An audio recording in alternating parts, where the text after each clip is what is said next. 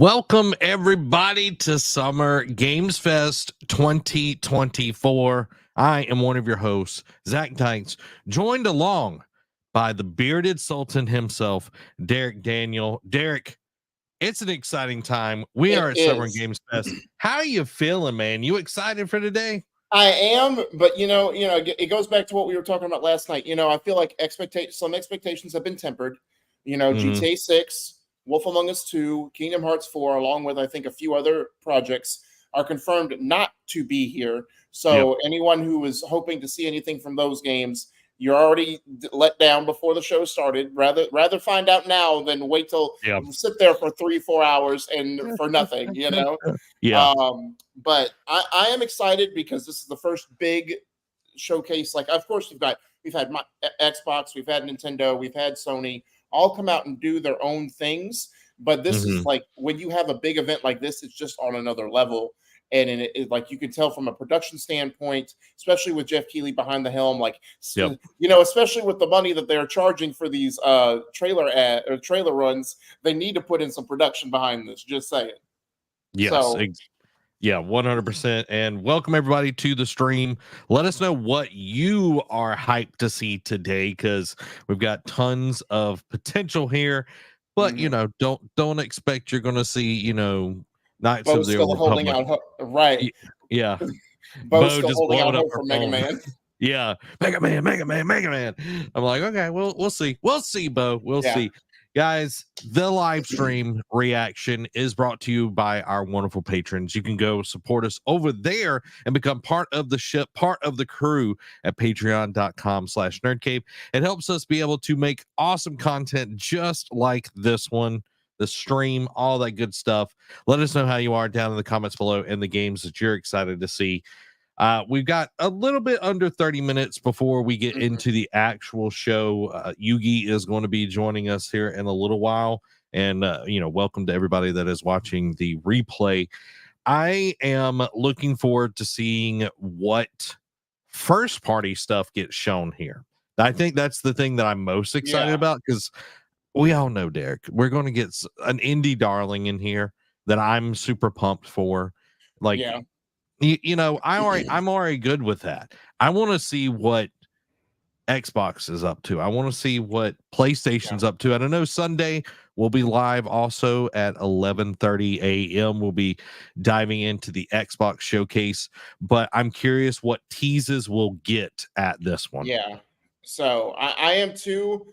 I feel like we won't get too many. Like, I feel like they'll do maybe like one or two big hits, or maybe, just maybe, we'll get the next wave of what Xbox games are coming to PlayStation, because there's been a hot and heavy rumor that Halo's going to be coming to PlayStation, which is huge. Like, I think we both talked about it a month or so ago when Xbox first started doing this. It's like we both figured Halo would be the last, if not coming at all, because that is what's defined Xbox since its inception.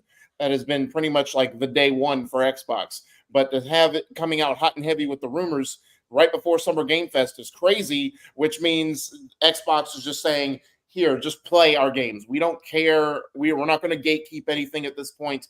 And especially it makes sense because they need as much goodwill as possible after the debacle with these studios that they just closed not that long ago. So they need as much good press as they can get, even if it's to cut off their nose to spite their face type deal. You know what I mean? Like, even if they know it's like Halo's our child, like it is what defines Xbox, we have to play nice. Yeah, with the rumor and everything of it being a remaster of Combat Evolved, which we already got a remaster in the Master Chief Collection, which is about 10 years old at this point. But I wonder if they go ground up, or do we get the Master Chief Collection and it's just ported over? I can see both. Yeah, I can see both at the same time. Like, I know you want to get gamers where they're at and everything. I'm just like, there's no reason to have an Xbox at this point. Let's just be honest. There's no reason to have an Xbox if we're just going to put it everywhere. You're just becoming a publisher. And, I know there's passionate people on both sides. I know that there are people that want games everywhere, stop gatekeeping them behind a console and everything. But it's like, for a business sense, it does make sense to get your games everywhere. But it's like if Right. you want people to buy your console, which the PlayStation 5 has sold double of what Xbox has. It makes sense that way, but it's like you can't just keep making consoles, and they've already said that they are making another console. Right. So like whether it's a mid-gen refresh or just like a new or a new generation of consoles, we'll see down the road. But again, when you're saying that, oh, we're hardware, because even when speculation when they were starting to go run rampant with Game Pass, putting it on like PC, putting it on cloud and all that kind of stuff, they came out and said from the jump, it's like, hey, look, hardware is still important to us. Mhm. Now, again, that goes back to the rumors like, do we see the supposed rumored handheld that is all of a sudden like RKOing you out of nowhere with the rumors, like hadn't been talked about really up until this week, Yeah. and of being a possibility. So will that be true? Because that could kind of stabilize like the people being like the hardcore Xbox people being like, oh well, they just don't care about consoles. Like, well, no, they do. They do care about the hardware, but they're just doing it in different ways. With the handheld, Bo made a good point last night on our prediction show that it's potentially a allying of them, like with ROG, with their Asus, line, Asus and all of that. Like, I don't. They could make it, yeah, but they don't even make their own PCs. They sell Windows, so yeah. it could be some sort of version of that in my thoughts. Um, What do so you it think could be. if if we do see this? What do you think the price point's going to be? I don't think they mention a price point necessarily, but what do you think the price point would be? I'm curious. I'm sure there will be a few different SKUs. Yeah.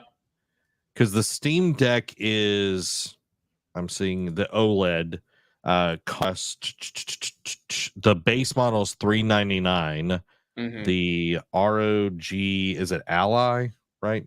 Yeah. Ally X or whatever. Um, Pre-order now. It's like $799. That's yeah. So for me, I think it'll be somewhere around $400, 450.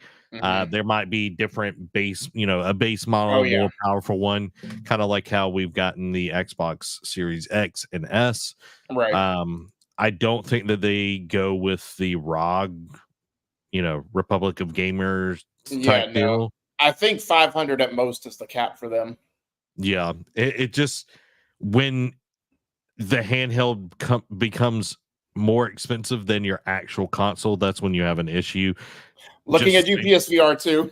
exactly. I was about to say that PlayStation Virtual Reality 2 is definitely feeling that and now having to go over there. My question, Derek, how many virtual reality games, VR games do we see today? Like give me a number. What do you think we're going to see in that realm today? Because we got Meta, we got PSVR 2, Yeah. we got the Apple Vision Pro as well Yeah. out there. I feel all right. Again, I could also see them do a bunch of montages like for the Apple Vision Pro. It's like, hey, we're going to port over a bunch of games, and like, here's all the games coming to it. And it's like a list of like 10 to 15 games. Montages aside, I could see at most, just because it's a agnostic party, agnostic party events that we're hosting, that anyone, like you said, we got Meta, I got PSVR 2, we got the Apple Vision, we got at least 3 different headsets that you could showcase games for. I think at Mhm. most we get no more than 10 games. No 10. That's more. That's a lot. I Yeah. would be surprised we hit that. I know we'll get Arkham, the Arkham Yeah. game that Bo was talking about last night. I know that will be a guaranteed. From there, I'm not 100% sure. I would say 5 is a stretch, in Yeah, I'm my about to say opinion. 5 or 6 is the realistic number. I only say 10 because obviously we don't like it'll be like several that are multi-platform. I just wonder like how much Meta and Apple Vision are going to pay to showcase like, hey, this is why you should invest in our headsets type of deal. Even if it's games that come to all 3 of them, Mm, they still want to, if they want to pay for that mind share and be like, yep. hey, on MetaQuest, it's like the Batman Arkham game is, I think, a MetaQuest exclusive. Bo was talking about. So there's that. And then Apple Vision can be like, hey, here's why you need to invest thousands of dollars into our ungodly expensive headset. But again, it's all about the mind share. It doesn't matter how much. It doesn't matter if it's coming to all of it. It's just like back in the day at old E3. If you saw, like, we saw Devil May Cry 5 at Xbox showcase, and people were like, oh, is it going to come to PlayStation? And vice versa. Any third-party game we saw at PlayStation, people were like, oh, I didn't know that was coming to Xbox. I only saw it at PlayStation. I thought that was an exclusive. And it's like, no, it is. So it's all about the mind share at this point. So even though you could make a case that it's like an outdated way of thinking at this point, just because it's like you need to focus on the games for VR, especially because it's still at that experience, Dave and Buster's experience, like proof of concept stage. They need to push for that. They need to push as much as they can to make, especially Meta. PlayStation's already thrown in the towel. We saw that at the last State of Play. Like, we've seen it at every showcase. It's only third-party games that are coming to it. They're not doing any more exclusives, at least for the time being. I think Meta and Apple need to show why that you need to actually give a rip about VR. Yeah, I 100% agree. Like, it just being experiences still. Hopefully, this Batman game, because like the tease that we got was, it's like, all right, this is just a tease. Like, there's no gameplay, anything. Hopefully, this will show, oh man, I need to go out right now and go get a MetaQuest 3 at like this moment. And I know Asgard's Wrath or whatever it was, like that's the kind of crown jewel at the moment, but that came out like a year or two ago. And I know Bo had a guest on over Jordan Dunn, I think is his name. I can't remember. Jay Dunn. His whole channel is VR. Oh wow. And he does a lot of VR content, but it's like in the zeitgeist of like the public consciousness. Unless you're in it, you don't know all of these things. No. You don't know all of these little experiences and all of that, little games. It's like, what is kind of trending, what's big and everything. Right. So over VR and everything, we definitely are going to get some third party. Who do you think is going to steal the show here, Derek? Like, from a publisher, or like just like if this game was announced, it would be the one that would just blow our socks off? Like, game or publisher would? Game. We'll do both. What publisher do you think is going to steal the show today? I think just because they've been touting that they have stuff to show, and like just the hype meal is like gone so much, and we already know some of the things, we just not all of it announced. I think Capcom has a strong potential to steal the show with games like, again, if they show a Resident Evil, whether it be 1 remake or 9 or both, whether they bring back a Mega Man game, whether they come out with the boss monsters for Monster Hunter Wilds, whether they bring back a Devil May Cry property, whether they do a big collab with Street Fighter, like with costumes or like fighters coming in the game or whatever. They have a plethora of IP to pull from, especially like with Dragon's Dogma 2 DLC, like you were talking about last night on our show. Like Capcom has gotten back into such good graces with the people, and we talked about it a while ago. Like, they have made profits every single year for like the last like 5-6 years, it feels like. And that is a testament to them caring about the products they are putting out, instead of just putting out an RE6 and just letting it just out in the wild. Or like, gone are the days of making a Marvel vs. Capcom Infinite, where it was just a half-baked fighting game idea just to tie in with the MCU hype point at that moment. So I think they have that chance to come out and really like showcase what Capcom is going to be over the next year or two, because it's kind of been like, we've seen stuff at a steady pace, but I feel like this is like their Sony moment where they can just come out and just blow everyone away with what they have. But a game that could do it, obviously for me, like me being selfish, Ghost 2, if it's announced. But we already talked about that. Another one, even though we talked about, I didn't really hammer the point home. Like, if talking about beloved franchises, if Metal Gear Delta Snake Eater comes out and has a really good showcasing and it looks like really good for a remake, I think that has the potential to be a show stealer. Or again, whatever Blue Point's working on, if they come out, because they keep talking of, like the last we heard of it, they're doing a remake or working on a game from a beloved franchise. If it is like, now, if it's not a niche franchise, it has the potential to really blow us away. Like, say it comes out and they do like we were saying, Legend of Dragoon, and they rebuild it from the ground up and make it feel modern and make it feel like not just a small niche RPG. And it's like, hey, we're gonna sit at the table with Dragon's Dogma, with Final Fantasy, like with these other huge RPG series that and that you've enjoyed. So I feel like that has the potential to do that as well. Yeah, I think Metal Gear Solid Delta is a potential shoe-in. I know it not being Kojima and everything, it is Konami, like he has nothing to do with it. It's going to be really cool. I think it's going to be a very interesting time to see what we're going to get from that. I think From Software is a shoe-in to be kind of the big talking point, because Shadow of the Erd Tree, we talked about last night, is 2 weeks from today. 2 weeks from today, and I just think that's such a huge potential.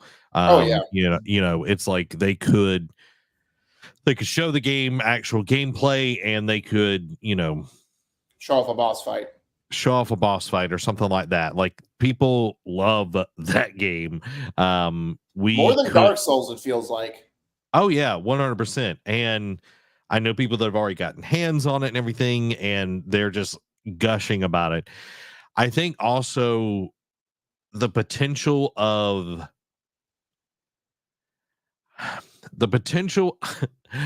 like Sony doing something good here is low, in my opinion, just because the state of play was just kind of lackluster, in my opinion. And maybe it was a deal with them that, hey, save the big thing for when there's more eyes, kind of get all the stuff that isn't going to move the needle. Like, again, Astrobot being $40 is not that bad. No, was it 40? It's 60. Sorry, 60. Yeah, 60. Yeah, Concord is 40. So those are there, but I don't think that Sony is going to bring the things that we want to see, and that's the sad realization. Is like, that's not going to happen. Yeah, about say we all wanted to, because again, E3 is not here, and like while Xbox is doing a showcase, Ubisoft's doing a Forward, Dragon Age is doing their own thing on Tuesday. Like they have all these other people doing it, and I'm sure I wouldn't be surprised if after Summer Game Fest, Nintendo came out and was like, "Hey, we're doing a direct next week, like on next Friday, next Wednesday or Thursday. Tune in," type deal. But Sony, you would want them to be like, "Hey, the state of play was just a taste of what we have in store down the road. Summer Game Fest is where we come out and just blow your socks off." But I'm with you. Like, I could see one, maybe two announcements. I don't want to say big announcements, but 1 or 2 announcements from Sony, because there is a rumor that they're saying that they have more to show at Summer Game Fest after the state of play had ended. But I don't know. I don't know what to expect anymore at this point. I want to temper expectations. Yeah, 100%. I'm just looking over the list of partners for the showcase. We've got 2K, which we'll probably see something from them, maybe some NBA. Borderlands. Amazon Games. I'm wondering if we get some sort of Luna thing, or New Worlds might be coming something there. I think I saw something the other day where it's like New Worlds could be getting teased something. Yeah. Annapurna Interactive, they always have some pretty interesting things. Arc Games Atari is apparently a partner, so maybe we'll see something from them. I know they've been trying to get up off the ground. Bandai Namco, which of course From Software is under them. I think we'll see, like we talked about, Sparking Zero, Dragon Ball Z Sparking Zero from them. Maybe some Tekken 8 DLC characters as well, because they're under Bandai Namco as well. Yep, true. Do you think we see any other anime franchises, because they're kind of the anime fighting game Oh yeah. group. Do you think we get anything other than Sparking Zero from them? I don't think it came out to much reception, but Jujutsu Kaisen Curse Clash, that fighting game that came out not that long ago, I haven't seen any DLC updates from them. Maybe they tease like the net, or maybe they're doing like an expansion for it. I don't know. Yeah. I could see. I don't think they've done a new Demon Slayer fighting game in a while. I could see them doing it because the second and third, because I think they did it in between like seasons 1 and 2, and like season 2 and 3 have dropped, and season 4 we're in the middle of that. So I could see them doing a fighting game for the fall, and that way that gives them plenty of time to get season 4 done, and that way they could have like all that content, or at least up to season 4 in there. So I could see them doing that just because they haven't done one in a while. Yeah, that's the one thing that I'm wondering is, like, I know a lot of people are complaining about the new season of Demon Slayer being very, very slow. So I'm wondering It if, says it's in the title, training arc. You know what I mean? yeah, yeah, exactly. So we'll see. We'll see. Yeah. Next we have Bloomhouse Games, which I don't know anything that, Mm, like, I know the movie Bloomhouse, like the yeah. studio Bloomhouse, and what have they made? Do you know? I don't know if they've made any games yet. I know they're newer, to the gaming market, because I know Bloomhouse, the movie company, is all about horror. Yeah. So I could see them doing something in the horror genre, like maybe if they do like a paranormal activity game, or like Mm, I don't know if they do like, and maybe that's even the wrong approach. Like I don't know if they're going to do something like original, maybe do like what Bloober Team's doing with Silent Hill, like in taking a known IP and making it their own, putting their own spin on it, or we're doing a remake. Or they're going to do licensed games, like because they've got plenty of horror titles to pull from: Paranormal Activity, The Conjuring, you name it. And it's Split. like yeah. So they could do that and be like, hey, we're going to do our own horror game spinoff of this series. Yeah. Next is Boca Game Studio, which is from the creator of Silent Hill, The Huh. Siren, and Gravity Rush. So they've been working on that. But yeah, they currently developing Slitterhead. Do Oh you yeah, that's been confirmed that we'll see this at Summer Game Fest. okay? It was that weird horror game that was like very unnerving to watch. Oh That was yeah. that Okay. I video remember it. VGA, yeah. Yep. Okay. So we're getting something from them. Capcom, which you already talked about, Days of the Dead, which will be later tonight. Mm-hmm. Deep Silver, which is known for the they did what Dying is Light. yeah, Dying Oh, Light. yeah. No, Dead Island, sorry, and Yeah, Saints okay, yeah. Row. They did one of Um, the zombie games. yeah. So I know they did Metro Exodus as well. Do you think we'll Because I don't know if it's out. Correct me. I think it might be, because there's a Metro VR game in development, and then they're talking about there may be another entry into the Metro series coming out. mm, Like I know they're going, because the Metro trilogy has been so successful. I think they're going full bore with Metro. So I wouldn't be surprised if we got the next tease from it. But I know Metro VR is the last next? project that we got. So I don't know if it's out yet or not. I don't. It I don't might think it be. is. I am Yeah. not 100% sure, but Kingdom Come Deliverance 2 is also done by Yeah, yeah. Deep So we Silver. could see our first look at that. Yeah, so I think that's a good bet, which we did see, like you were saying, Metro VR at VGA, I want to say, is Yeah, when we saw that last. So Devolver Digital, they'll have their own, I think, tomorrow. yeah. Discord is part of it. Dolby, Electronic Arts. Do you think we see much from EA today? Mm, Avowed, do you think we get an update on Avowed? well, Avowed's Xbox. Oh yeah, that is right. Um, All of it looks the same. I know it's all the same. I mean, because I know we're just getting Dragon Age by itself on Tuesday, but I don't know if that necessarily Mhm. means EA is going to host their own thing on Tuesday. I think it's just Dragon Age itself. Yeah. I think we get very minimum. Like again, we might get looks at some of their sports games. Like I know because this is the first year that college football is coming back. I think we get another look at that. like maybe like an actual gameplay scenario coming down the pipe, because we saw the mechanics, we've seen like the actual in-game engine looking Mm-hmm. look at it. I think they actually show like parts of a game, like just to show like the pageantry, like how it's going to feel like playing it on the field type deal. Yep. But we could also get a look at Madden, because we haven't gotten a look at that yet. Especially since if you pre-order like the MVP edition, you get both the deluxe editions of both those football games.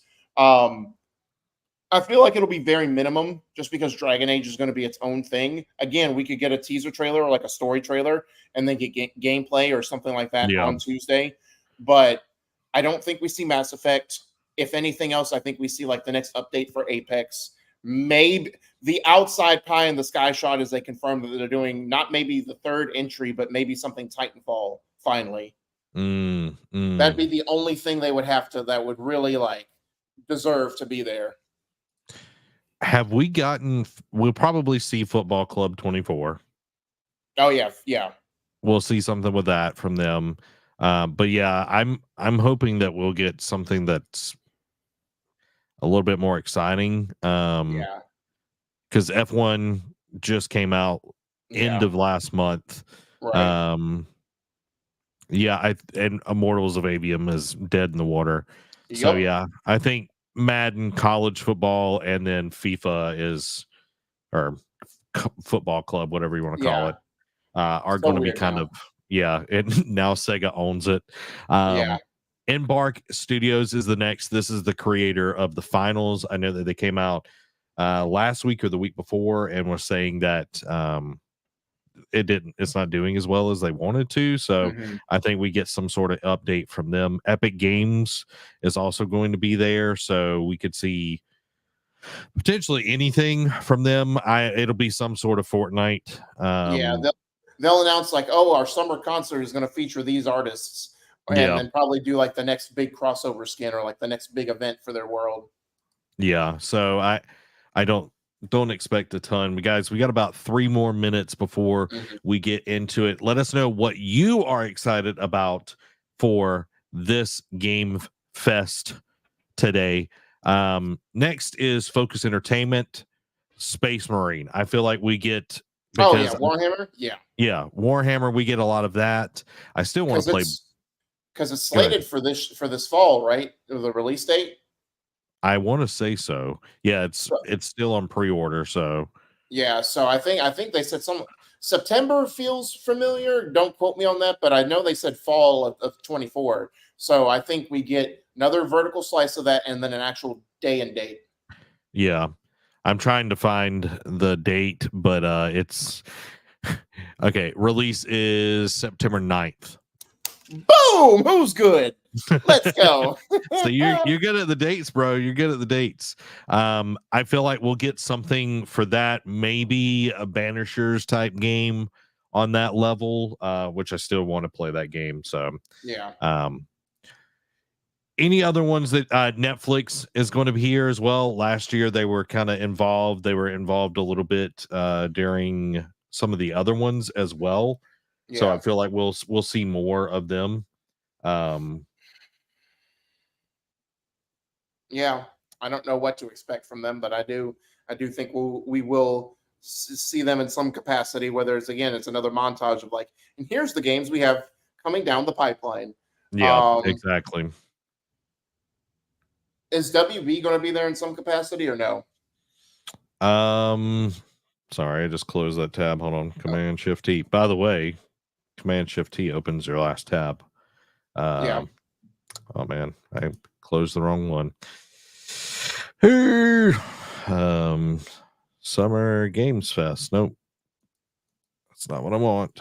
Summer Game Fest partners. There we go. Come on. WB is going to be here. All right. I could see them probably show off the next fighter for Mortal Kombat.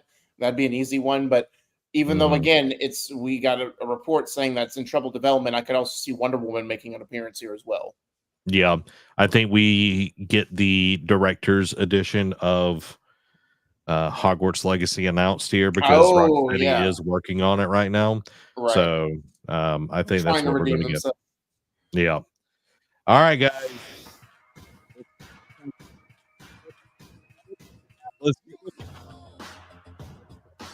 Let us know how everything looks and sounds, and we're going to get right into it. So here we go, guys. Whoop whoop.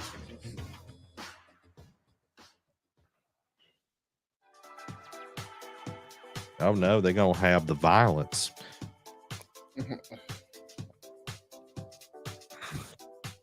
Hide your kids, hide your wife. Yeah. Please welcome to the stage the creator of the Game Awards, Jeff Keighley.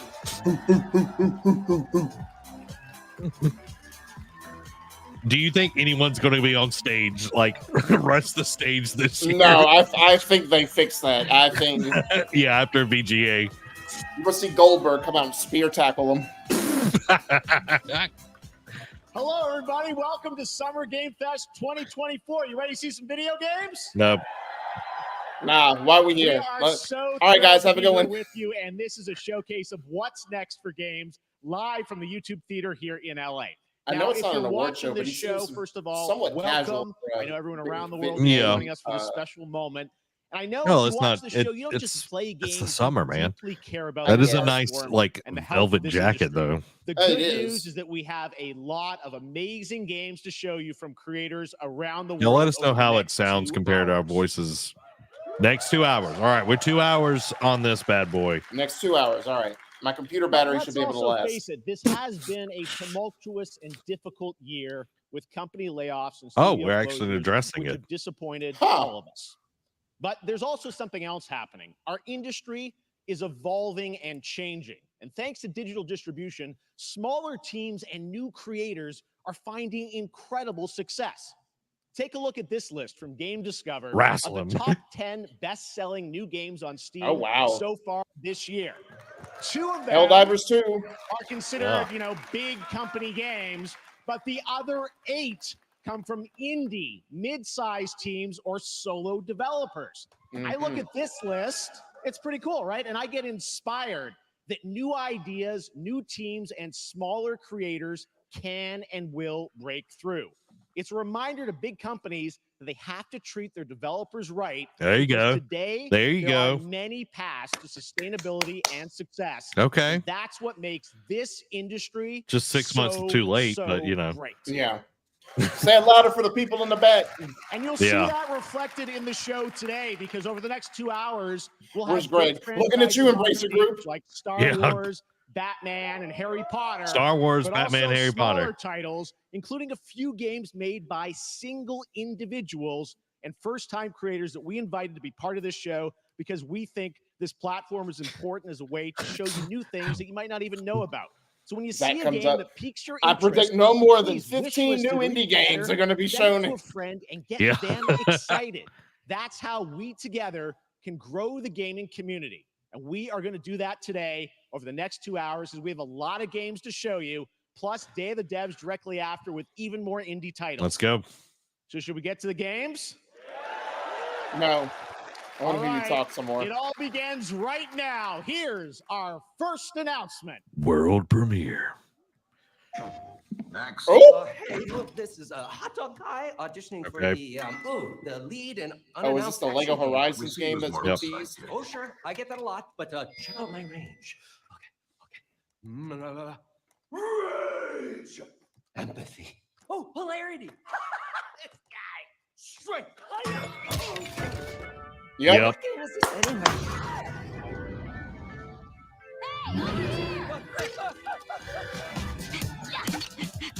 There's Aloy. Hey, neat costume. Okay, she can teleport. Yeah, well, go invisible? I don't know. Whoa. That hot dog guy is Aloy, an amazing video game lead. Okay. Madden is tearing through the valley. Don't worry, I'll bring it down. I'm digging this. I'm digging this. Crazy eye. And fire attack. A lonely hero, hunting machines. It feels very Lego movie. Oh, yeah. Right. A friendly hero, hunting with her pals. Throwing sharks. Hey, what are you on? Exploring. How? What is this place? Collecting all the shiny things. Shiny. And making a home. Okay, that's cool. Wow.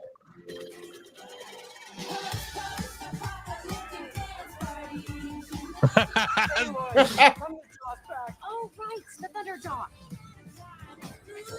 Cauldron. Okay, I like that. Yeah. Here we go. I'm glad we're still getting the cauldron battles and everything. Right. Down you go. Woo, better get a snack. Okay, Master Builder. Oh, I'm good. Oh.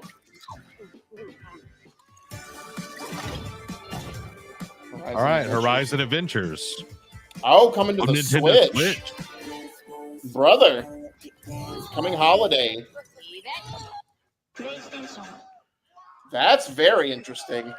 Yeah, Nintendo, There you Steam, and go. Epic Wasn't Games. that fun? That was Yeah. Lego Horizon Adventures coming out later this year for PlayStation, but also day one on PC and Nintendo Switch. It's a playful, lighthearted story inspired by the world of Horizon, designed with two-player action in mind. Okay, okay. supporting couch and online co-op. All right, now we're going to completely shift the tone to the next game from Torn Banner Studios, the developers behind Chivalry 2. For their next project, they are proud to announce No More Room in Hell 2, the sequel to the 2011 award-winning Source mod. 8 players start separate in the dark, and it's up to you to find your friends and survive with permadeath. Here is the first look. Okay.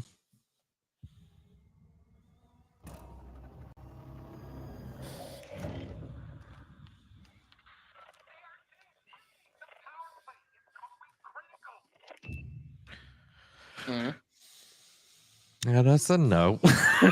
Right. Turn right around, leave.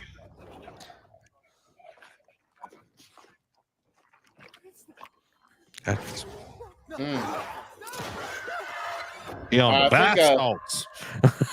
Yeah. I think a certain Sony studio is going to sue them. Nah.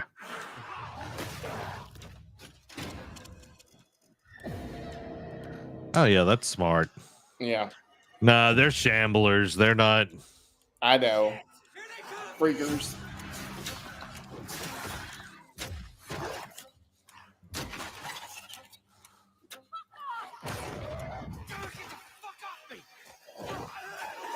Oh, God. Yep. There's the permadeath.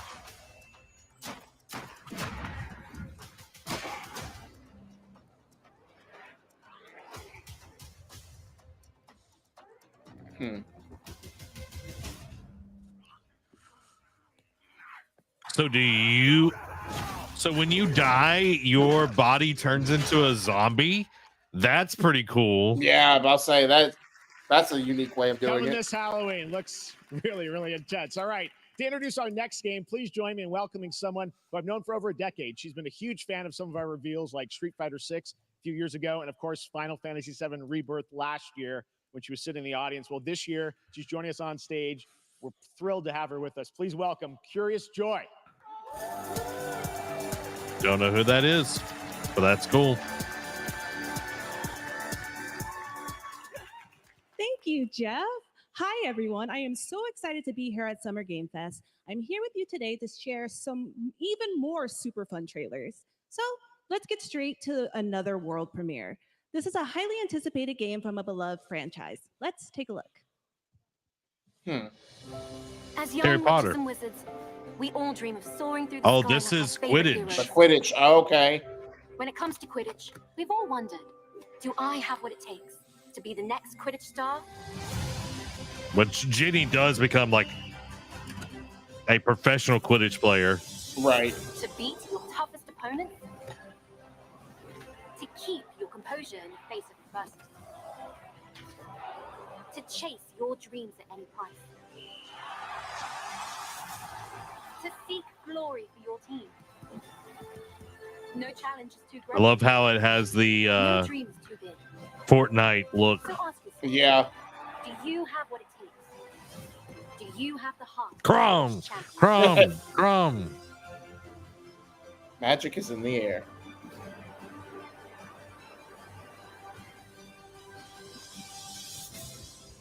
Gryffindor. Champions. Your next champion. Oh, September 3rd. On all platforms. That's Harry Potter Quidditch Champions launching worldwide on September 3rd for consoles and PC. Now we move from the Potterverse to a brand new world. It hails from a single developer, Gavin Eisenbeis, up in Seattle, who has been making games all by himself for a decade. His last title, Choo Choo Charles, was a fan favorite, and he showed me this next game a few months ago, and I really wanted to debut it here. Get ready to backstab, race, or cooperate with up to 20 of your friends in Cuff Bust. Cuff Bust, okay. Okay. All right, this is chaotic. All right. Beating him with the spoon.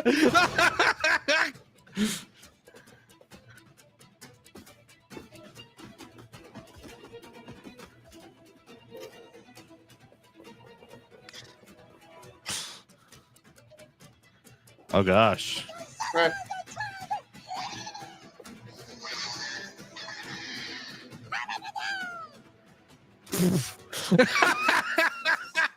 What is going on? Just throwing bombs at their feet. Oh, now we got a shiv.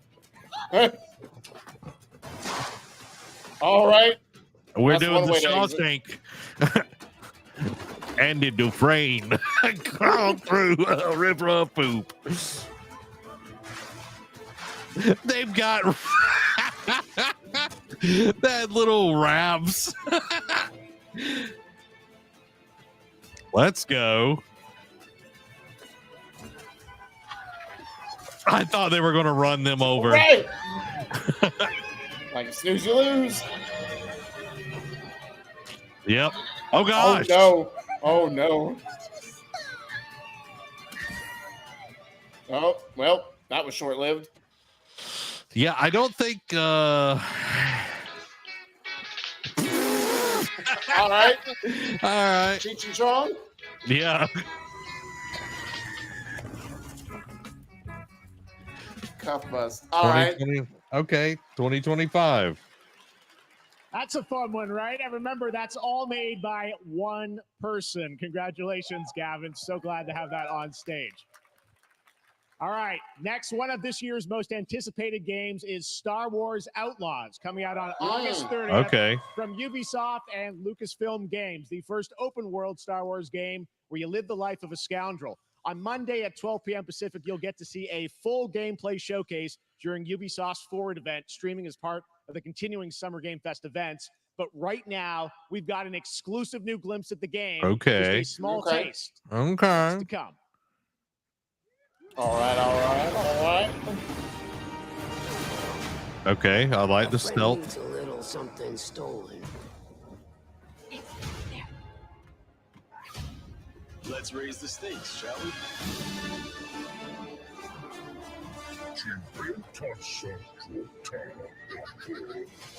Hold tight.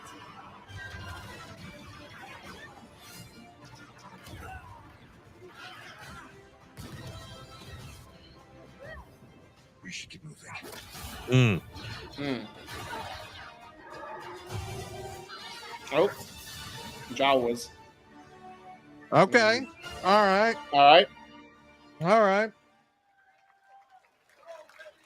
think I spotted Lando there. So great. And by the way, I'm just noticing everything we're showing so far, I think is going to be, coming out, this year, Cuff Bust. I'm not quite sure, but it's so cool that there's stuff that we're going to get to play in the next few months here. All right. Well, moving back to smaller teams, a few weeks ago, I had a chance to play through this next game, and I have to say, it is really spectacular. Neva comes from Nomada Studio, the creators of the Game Award-winning game Grease. It chronicles the story of Alba, a woman bound to a curious wolf cub. Here's your first ever look at the gameplay. I think I remember seeing this wasn't this at VGA? Yes. Yeah.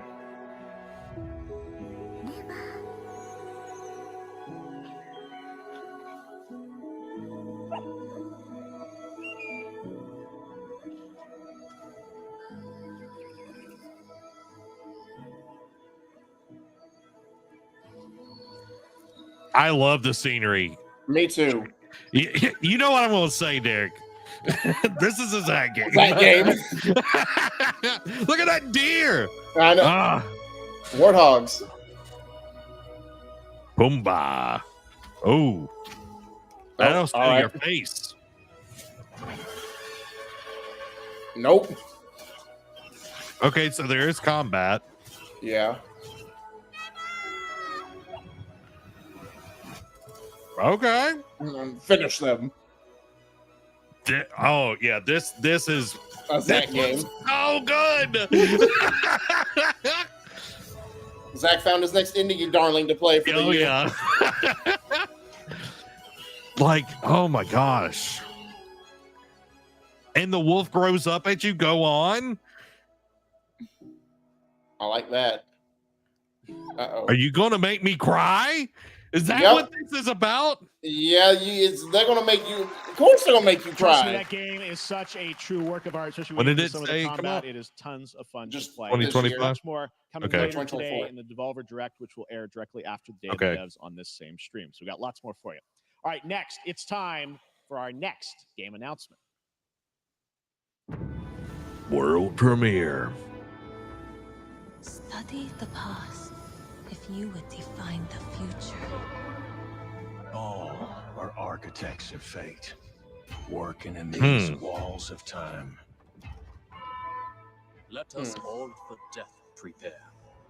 Born of the last I'm digging the setting. Okay. Right. Okay, it's going across all of them. Oh, is this Civ 7? Maybe. Because I know that was teased earlier this morning. Might be that or Xbox's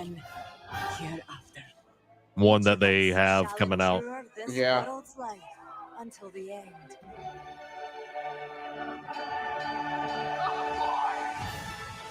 I'm digging the way they're showing this. Yeah. Like the progression from Egypt all the way to like the Industrial Revolution. Yeah. That is cool. Oh my gosh. To the rocket launch. So it shall be. Yep. Civilization. Civ 7. 2025. I'm down. Let's go. We're getting some bangers. Hello, everyone at Summer Game Yeah. Fest. There On behalf of is. the Firaxis team, we are thrilled to finally announce that Civilization 7 is coming day and date to PC and consoles next Oh, wow. year. Oh wow. I'm in awe of the amazing team. that has Usually it's brought us to PC this first and moment. then consoles like Yeah. We 8 also months have to later. thank you, our incredible fans around the world, Yeah. for your overwhelming support of this franchise for over 30 years. We can't wait to share more, and we hope you'll join us later this summer for the full reveal of Civilization 7. In the meantime, stay civilized.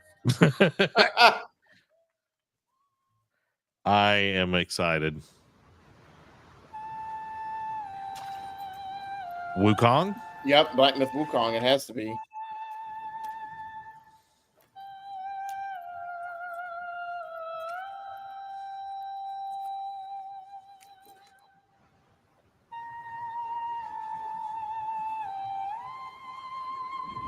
It looks so good.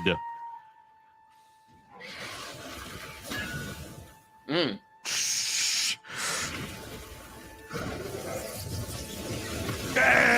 Man. Like, look at the fur, man. It looks so good. Whoa. Oh, all right. Oh, that's all right.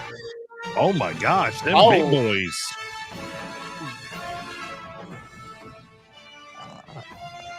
August 20th.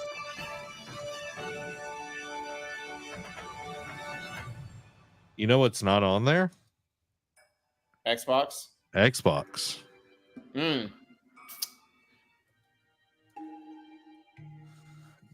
Dude, that pre-order looks pretty dope. Yeah. Like the statue and everything. I'm digging it. All right, here we go. Oh. VR.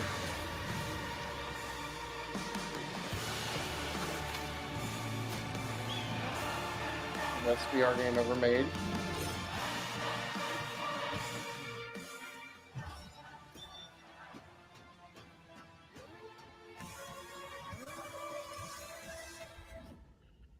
Right. I was gonna say, is it Asgard's Wrath?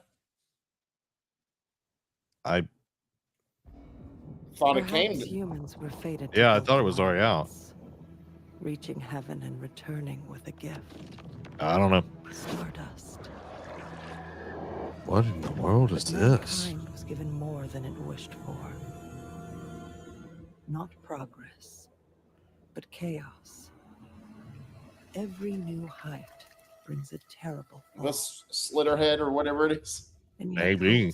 No, Even in the depths different of the studio. unknown, like mayflies, we die to live again.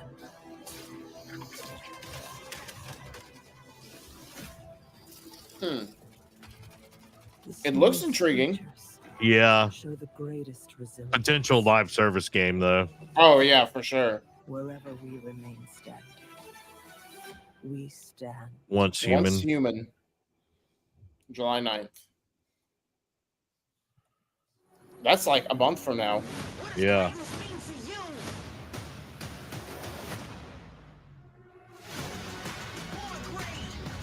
Wonder if this is a commercial.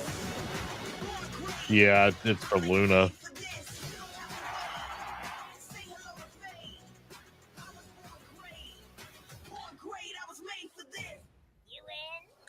So far, we've got some really good. Yeah, so far it started off pretty well. Yeah, Samsung Gaming Hub. Have any of you faced Okay. tyranids before? Oh, called it. Yeah. Then there is much to learn. The numbers are endless. Dude, it looks dope. I was just saying. It does. I will take you all with me. Oh, okay. So it is co-op Yeah. or against them. Ooh. Sep 9. Oh, June 20 gameplay overview. Okay. I don't know. All Why right, welcome we wouldn't back do to that here, Summer but probably Game costs too Fest. much. We've got some Right. amazing developer guests joining us throughout the show, and I'm very excited to introduce our first guests. They are legendary creators who are working on a brand new fantasy RPG Metaphor, slated to launch this October. Atlas. Please welcome the director and art designer of Persona 3, 4, and 5, Katsura Hashino and Shikanori Sojima. Okay. But where is Aurora Mashu? Who? Yeah.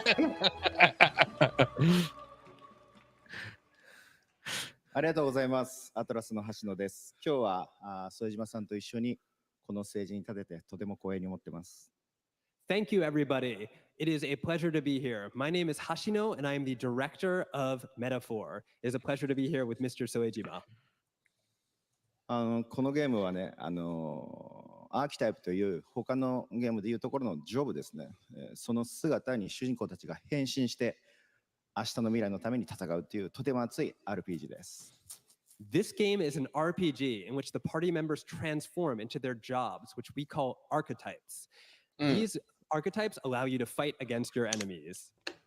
Okay. アーキタイプは誰もが持つ不安と向き合うことによって覚醒する力です。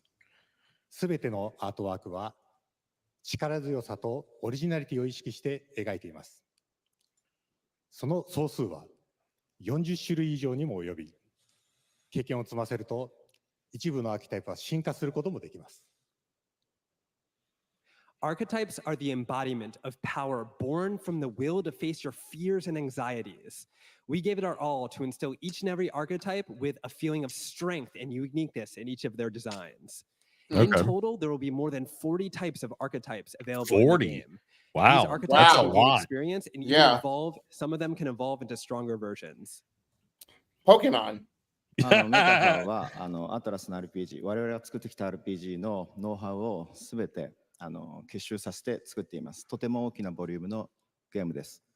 今日はこのアーキタイプをテーマにした最新のトレーラーをお持ちしました。ぜひご覧になってください。ありがとうございました。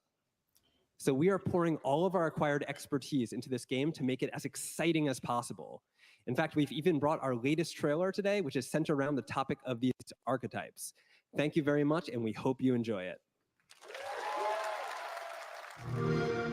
It is said that we all have inherited heroic virtues deep within us. The reality is, we oppress. We fight. All right.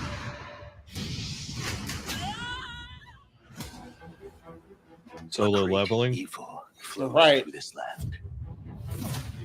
You have found a way to wield true magic.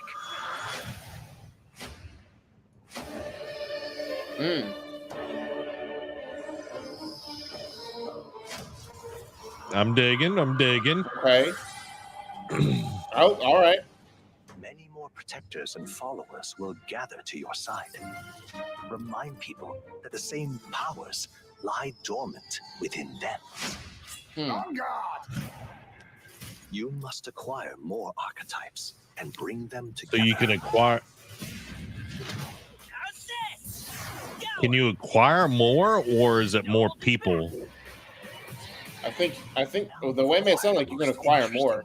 Okay. An archetype whose existence was Or maybe a little bit of both. You wield power now.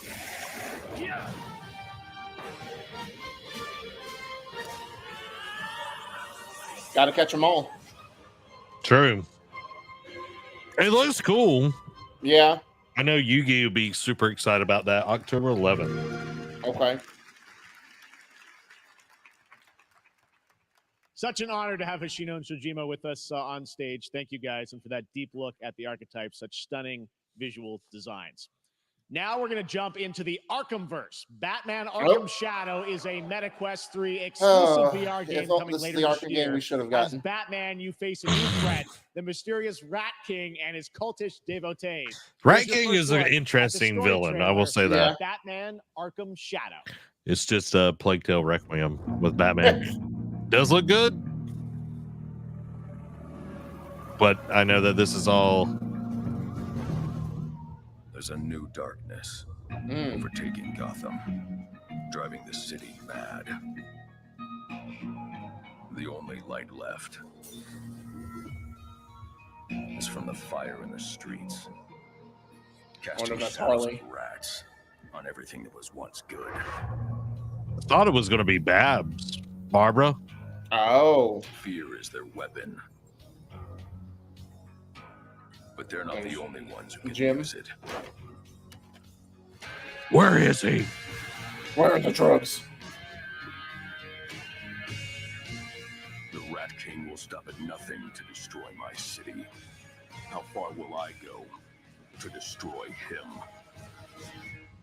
Give us some gameplay. Right. Fall. Like, it looks cool. Yeah. But that, you know. Gameplay trailer at Gamescom. Gamescom, okay.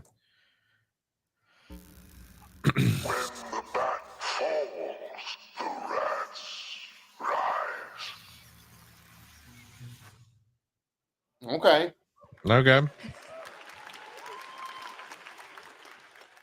I am looking forward Joe to says back to the Arkhamverse. trailer seemed cheesy to him. Now, it is Yeah. time to update Little fans bit, on a little bit. legendary fighting game franchise.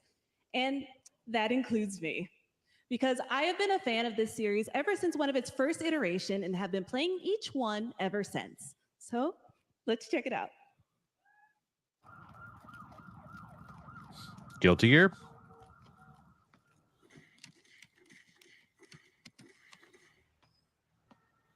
I have no idea. I was saying that. Oh, is it Streets of Rage?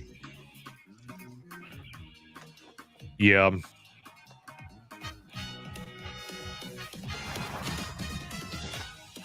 Oh, Fatal Fury. Terry.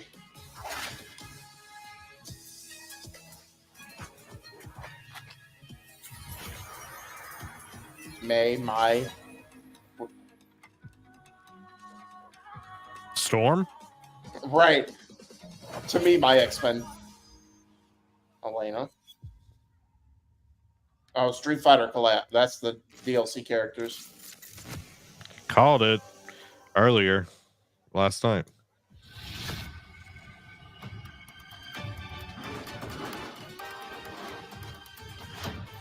Oh, are we getting bison?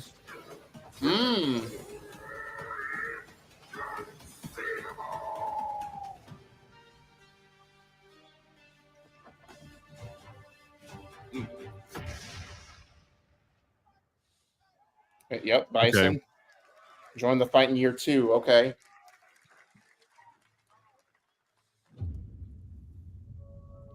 Dragon meteor invasion.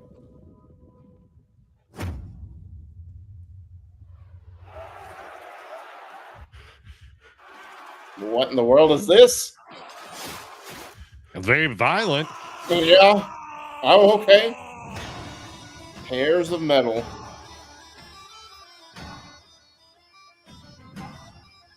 Okay. All right.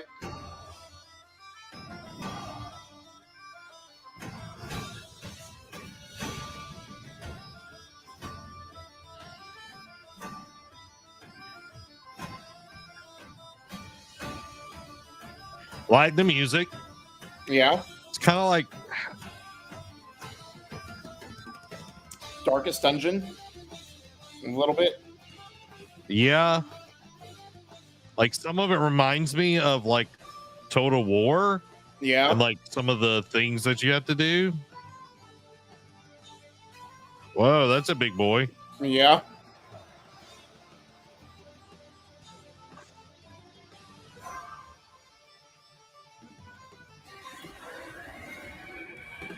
Roguelike co-op. Hack and slash. Huh. It looks interesting. Mm-hmm. Oh, here we go. Sparking Zero. Let's go. This will be when the true battle begins. Yes, sir. Let's go. Oh, okay.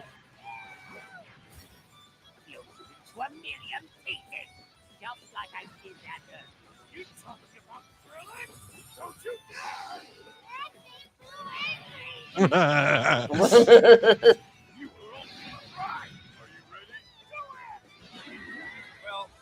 way you slice it, there's only one way to save her. Bye, my friends. No matter what. Okay. Okay. Oh, you can choose? Ooh. Whoa, you got what?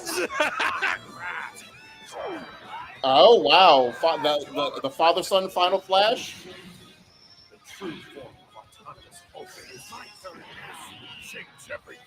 Okay, that's pretty dope, man. Yeah. Jiren. To play as Jiren. Are we getting a date? October 11th. Let's go. There you That go, looks Internet. We super got your cool. release date for Sparking Zero, October 11th. Now we step into the world of Delta Force Hawk Ops, a free-to-play tactical shooter available to play on all platforms. Here's a look at their multiplayer FPS extraction mode. Team, rally up. We've got a new mission. Operation Lightning Strike. The situation at Zero Dam is now very serious, with conflicts escalating between Havoc Corps and Alsara Guard. It's time to take action. Objective: collect and decode the Mandelbrick located at the tourist center at the southeast region. We need to utilize terrain for stealth insertion. Execute swiftly and silently. Like they always make it look really cool, but it's like Yeah, it's... but once you get into the gameplay, it's like Yeah. The dude looks like he's part of a 4th of July display with all those rockets on his back. Right. America. Oh, the flamethrower blow up thingy. Right. Haven't seen that one before. Right.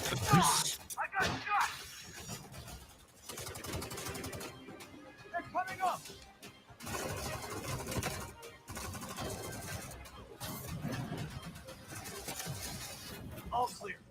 Prepare for decoding. That's all for mission briefing. The drill is over. Operation commences. Good luck. Delta Force Hawkobs.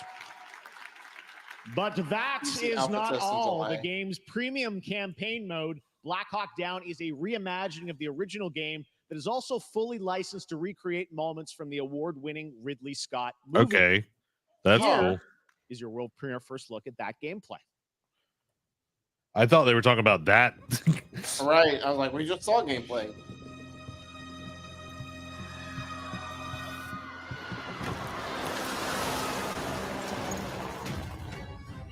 Okay. Okay, it is. Burning tires! RPG! Hold on! All units prepared for landing. 2 teams, 1 foot. Clear. Secure and capture a team in your cabinet. Over. Get down! Get down! Doesn't look bad. Like, I don't think it looks great, but it doesn't look bad. Yeah. It definitely doesn't have the polish. No. So it's a development build, though. So yeah. Okay, so it is part of that game. Yeah. And now, Welcome, Dan. Hope you're doing well tonight. On Fatal Fury: City of the Wolves. For real this time.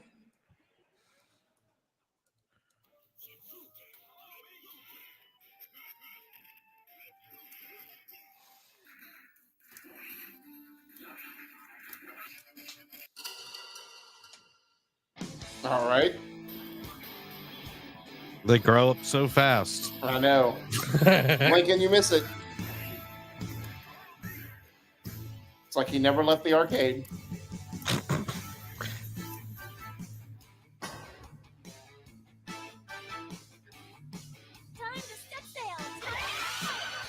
All right. Box Reaper.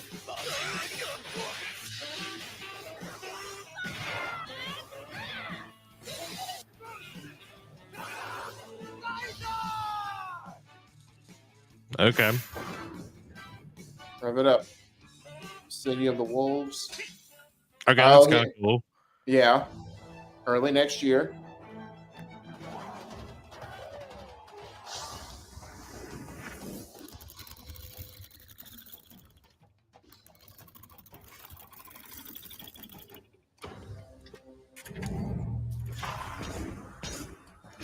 You'd be way taller.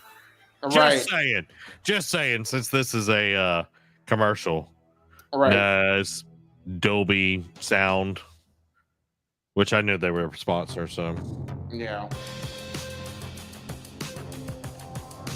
So yeah, this wave of games, it was good.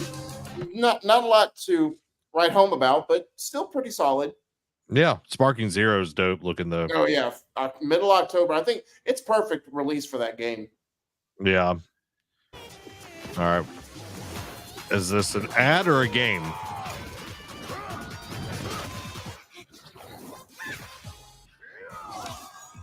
Or an ad for a game? Right. But isn't that this whole thing? Is an ad for a game? Right.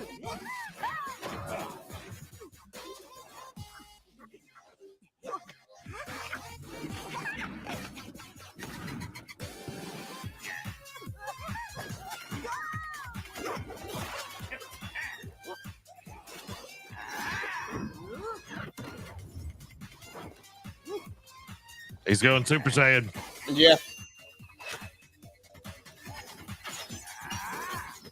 Nah, he's got Ultra Instinct. What you mean?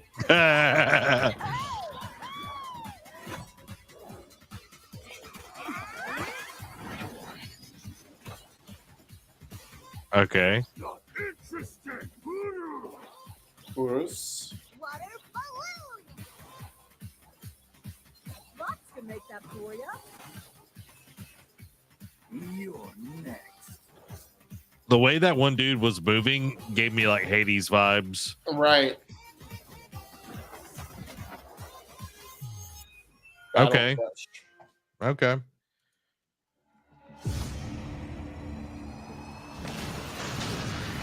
Gundam? Maybe. Or is this Zone of Enders? Oh, I think it's that.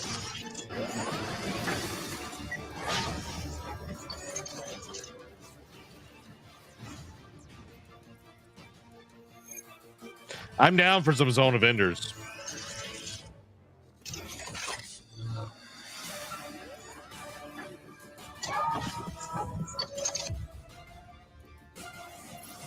Oh, that looks so cool. Whoa. Okay. I know what Dan's going to be playing. Can you like customize these maps? Whoa. Oh, I'm sure you can. Closed beta test August. Mecha Break. That looks super cool. That does look dope. We're back here at Summer Game Fest, and that was a look at Mecha Break with its immersive aerial and ground combat with lightning-fast maneuvers.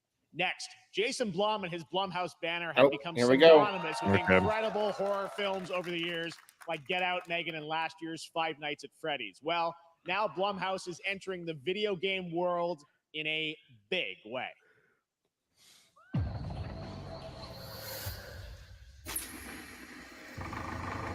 Megan.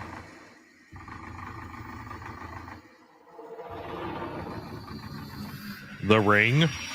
Oh. I don't think that's who that made The Ring.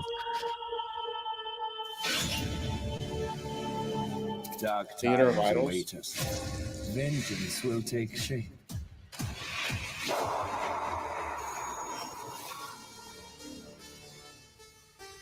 What? Yeah. Grave season. Oh, they're doing a oh. I cannot sleep. I cannot sleep. I must not sleep. I am terrified to sleep. And I am scared to death to stay awake. Don't worry, Viv. If any ghosts actually show up, I'll protect you. Girl, you can't do nothing. Amy, I'll save you no matter what. Just go home, Viv. Amy! The local police department asked me to help with a case. Why would they need a game designer? A simulation. Have some developer mode.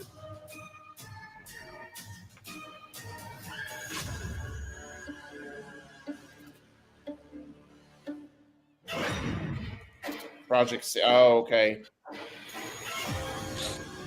Dark times await us.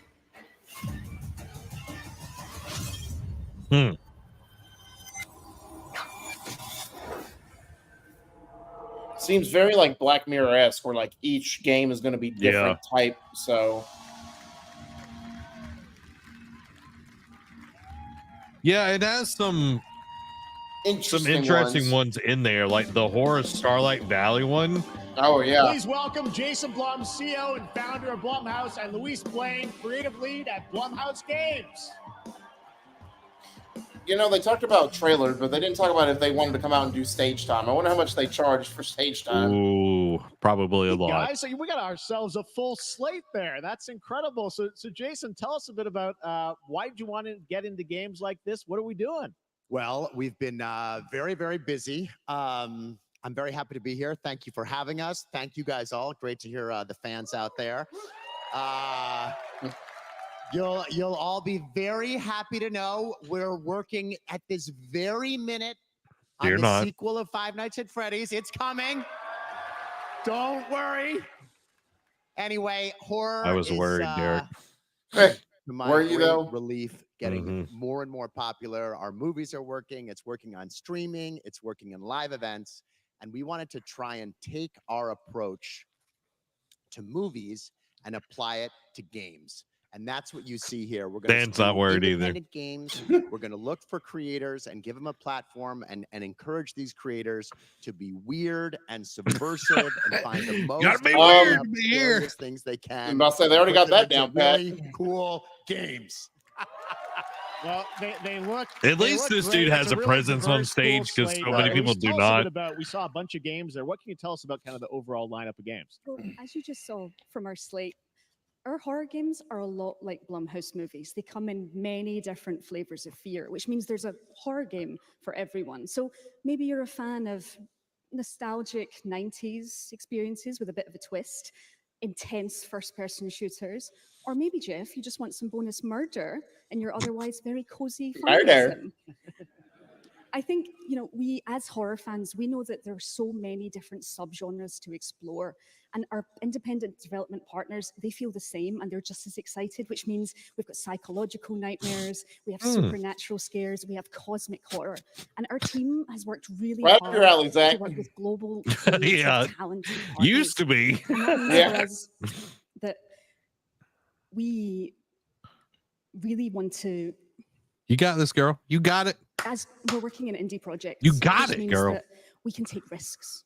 We can be flexible. She's just and so really excited. We can push the limits of what's possible in Well, scary it is a storytelling. nerve-wracking We're so excited. experience. Yeah, no, Yeah. It looks awesome. All the stuff you have there, and I know She made it happen, though. I'm proud of you. Games are coming out. Yeah. There. Some of these are coming soon, Jason. Right? We got a good slate. Well, yeah, we're on PC and console, and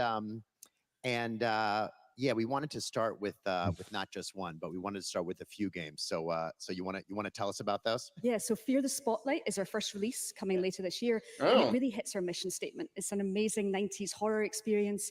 It's got great characters, a compelling narrative. It's also super creepy. And I think people will be big fans of it, even if you're not normally into horror. And quickly, actually, Fear the Spotlight is getting its first trailer as part of the Day of the Dev showcase. So stay tuned after the show. Oh. Awesome. Well, I know this is just the start, so we'll probably be seeing you in future years with more from Blumhouse Games. But guys, what do you think of the slate? Pretty amazing, right? What these guys are pulling on. Jason, Luis, thanks so much for being here on Summer Game. Thank you, guys. All right. And now here's the world premiere of a brand new Power Rangers game with a retro feel. What? This okay. Oh, okay, the original. Give me 5 teenagers. All right, here we go.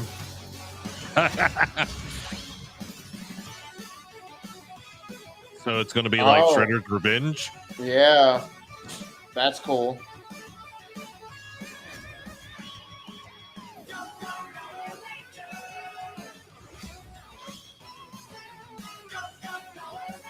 Goldar.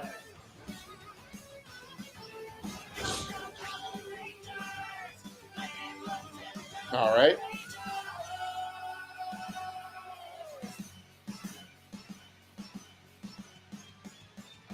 Curious how the Zords will work. Okay, that's Right. interesting.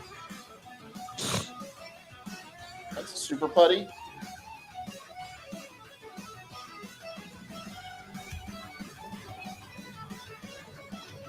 Okay.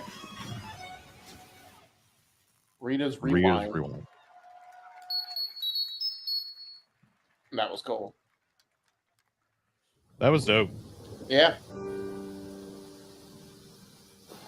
Oh.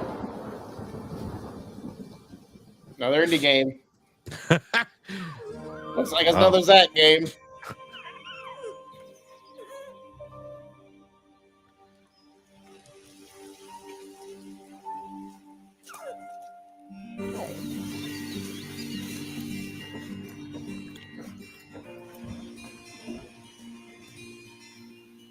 A very interesting art style. Yeah. Oh.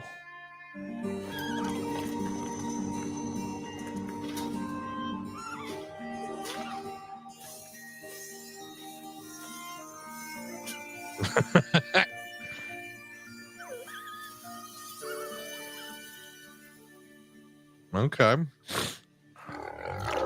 Uh-oh. All right.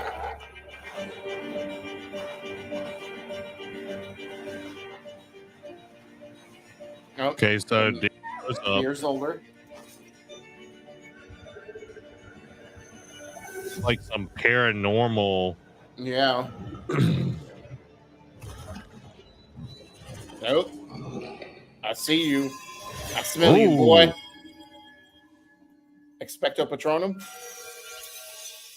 Deep Deer and boy. I thought it was Deep Boy, and I was like, What a beautiful game, Deer and Boy, which comes from first-time developer Jason Houdet in Paris, who started that project alone in 2020 during the pandemic and now has a team of 8 helping him realize his vision with financial aid from the French government. It and looks games cool. like that are why we do this show, giving first-time developers a chance to Yeah, show I you what agree, they're working on. Dan. That All right, might be next, interesting. After a long wait, Kingdom Come Deliverance 2 is we arriving go. later this year. Yep. This is a first-person open-world action RPG from Warhorse Studios. Here is a brand new look. The best laid plans of men don't always come to fruition. Man proposes, but God disposes.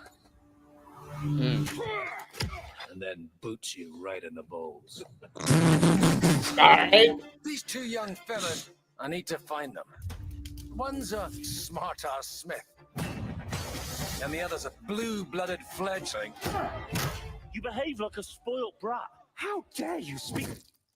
Oh, ow. Gentlemen, praise be to our Lord Jesus Christ. Our Father, there are many sinners in this world. My God. In the end, we Right. will face your judgment for what we should have done, but lacked the courage to do. The last time I ran away, I lost everything. I'm Oh. never gonna run from that fucker again. Kiss our asses! God, is this retribution for my sins? To the task! Okay, that's kind of cool.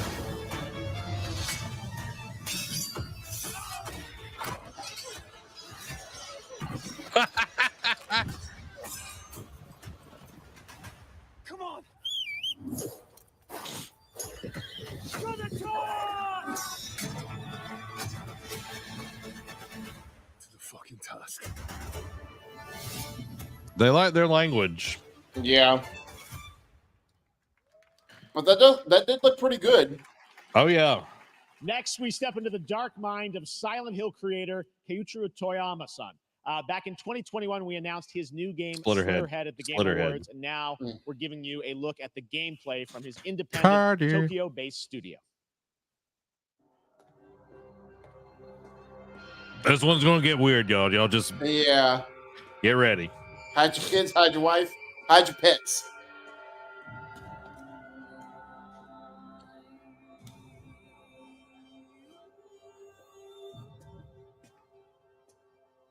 Well, he looks. Why does he kind of look like the protagonist from Evil Within? Oh.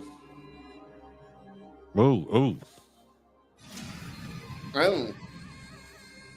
I see you.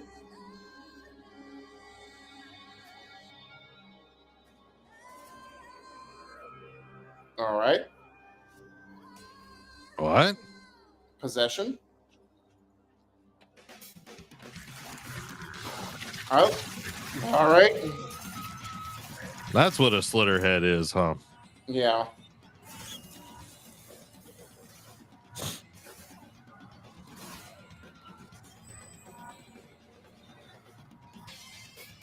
All right.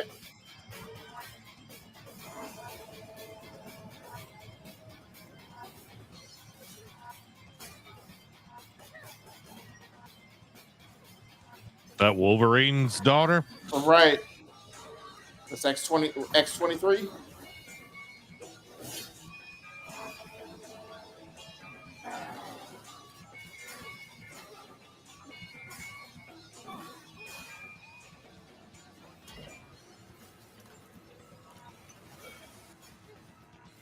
So you can have different abilities, I Yeah. guess, depending on like who you take over. Yeah. Not overly fond of the gameplay style. It's very different, Yeah. to say the least.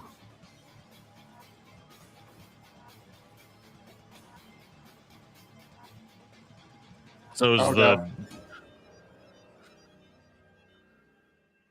all right. November 8th. Interesting. Not a fan. Yeah.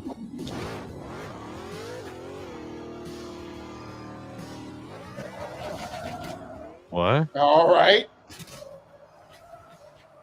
It looks like the McDonald's potatoes Right. from the 90s. That's what I call a dramatic entrance. There's a reason why I'm called Killer Bean. It's because I'm good at what I do. Really? Wanted? Right. Really? Curve the bullet. Good. Yeah, because that extra time of you Right. going between the legs is I used to be an assassin for a Realistic. shadow agency.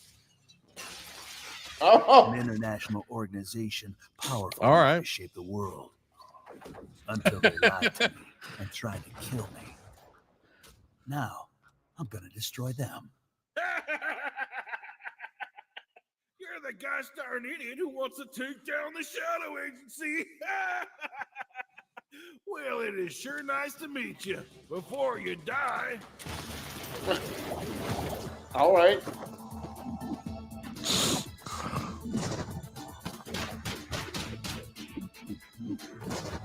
Oh. Brock Lesnar. Booker T. yeah, the Spinneroonie. And now they're zombies.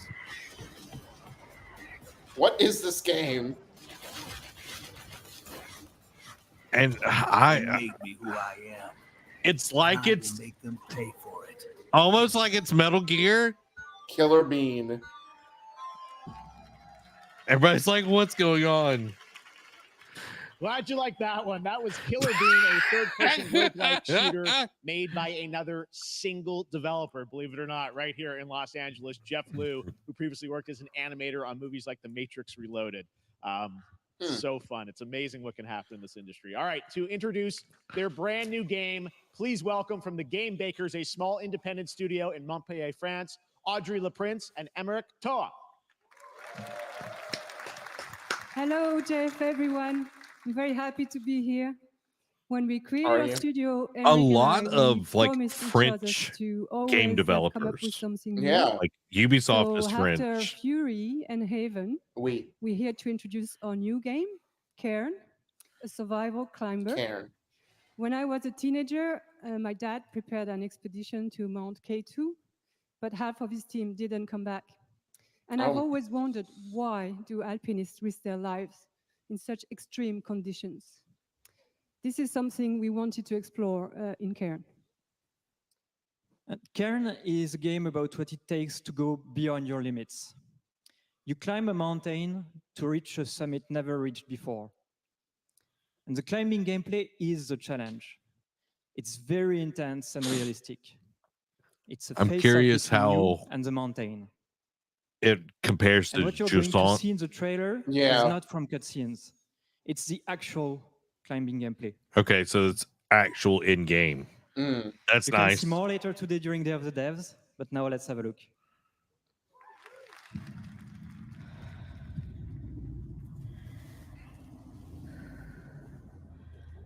All right, we got cell shaded. Mm-hmm. I got no shoes. Right. You gonna die? Your feet gonna freeze. Right.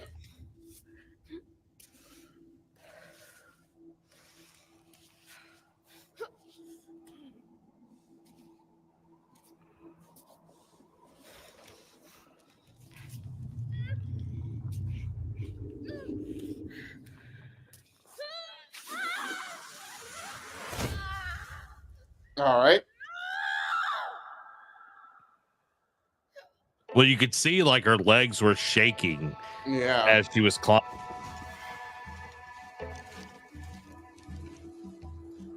Huh.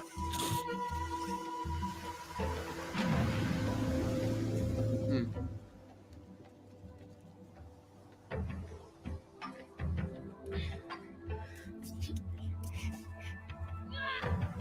Wobbling again. Come on, girl. That's what I'm talking about. Yeah, right. It's always a bigger mountain. Yep. Top of the mountain, but we're only halfway there. Yep. Cairn. Dan, I'm getting Breath of the Wild climbing PTSD. Right. Oh. I'm not meant to be here. I'm a fighter. I'm meant to be in the arena, in combat. But instead, I'm out here in the middle of the woods, running a tea shop. So, what does running a tea shop involve? Well, there's a lot of gardening, and I've had to get used to the pretty unique tea machine they've got here. None of these tasks are all that hard, they just take patience.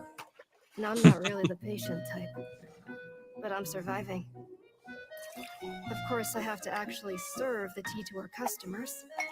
And once that's done, I'll usually check in with Borel, the guy who owns the shop, to see if my help is needed anywhere. And when all the chores are done, sometimes I'll just sit on a bench and do absolutely nothing.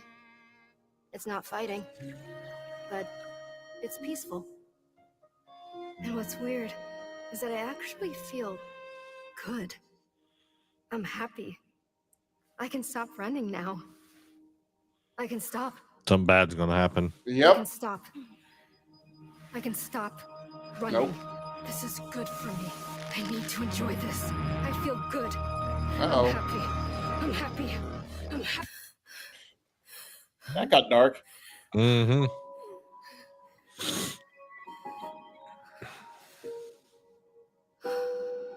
Seems like she's trying to convince herself she's in a wonder stop. Seems like she's trying to convince herself that what she's doing is right. That was Wonder Stop, the announcement of the next game from Davey Redden, the creator of the Stanley Parable. I sense there's a twist coming, as you would expect from him. I cannot wait to play that. All right, now here's a look at the story trailer for Unknown 9 Awakening, a narrative action-adventure game that tells the story of Haruna, a young woman born with the ability to venture into the fold, a dimension that overlaps our own. Huh. Turn your thoughts inward and focus on your And shield. Namco. Do you feel it? I do.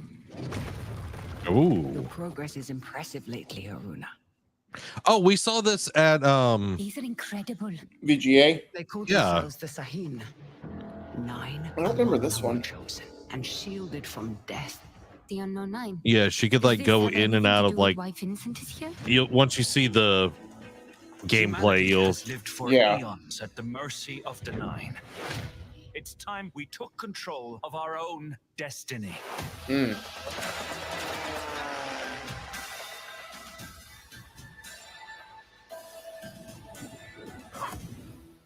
Why are you so interested in Vincent, anyhow? He killed someone I loved. Remember stepping. Find your target and bridge the gap. You don't belong here. You're wrong. This is exactly where I'm meant to be.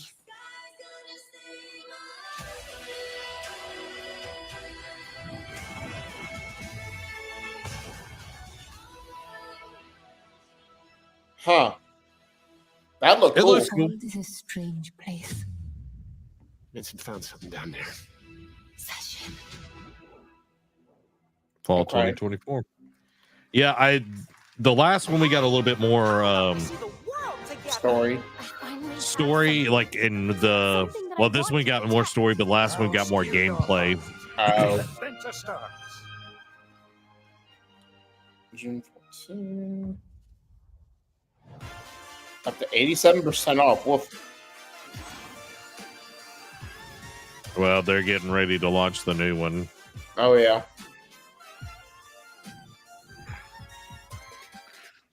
Okay. All right. Jamel. I'm liking the music. Yeah.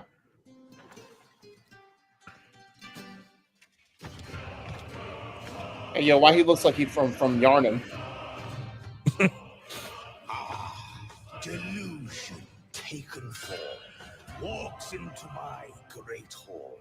Feels like a From Software boss battle about to happen. Yeah. Over there is Conquistador self. You're right. Feel honored to fight a legend. That's pretty dope. Yeah. All right. Oh! Oh! All right. On God.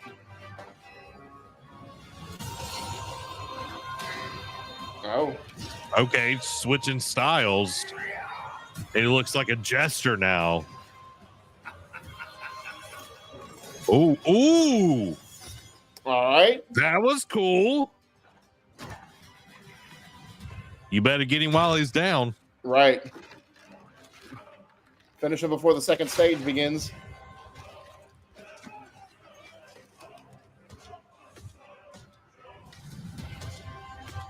Oh. Interesting. So it's like the mask. Yeah. Give the power. Yeah. There is but one certainty in the cosmos. And no trail. The last song. That looks cool. September 19th. All right, we're back here live for more Summer And Game there's a Fest. The first Descendant, powered by demo Unreal Engine now. 5, is a next-gen looter shooter with dynamic cooperative gameplay, including a grappling hook mechanic. It is finally set for release, and we're very happy here to debut the new trailer and the reveal of the release date. I think we saw this at VGAs as well. Yeah.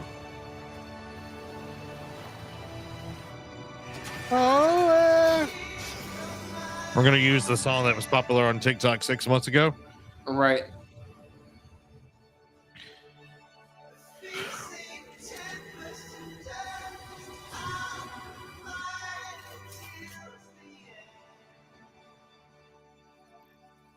It's interesting how much Hideo Kojima has like affected like the way things are presented in video games. Oh yeah.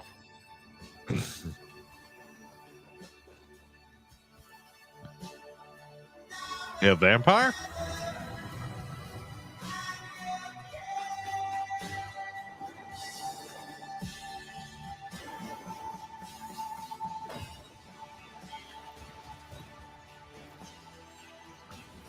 That's pretty dope. I do like a good grenade like that.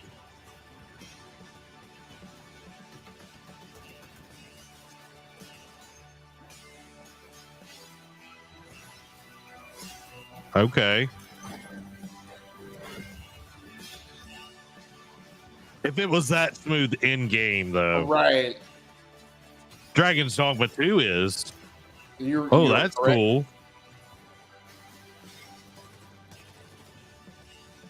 Sad part is I smell the live service in this game. Yeah. Is this like the next Anthem? Yeah. It looks cooler than Anthem. True.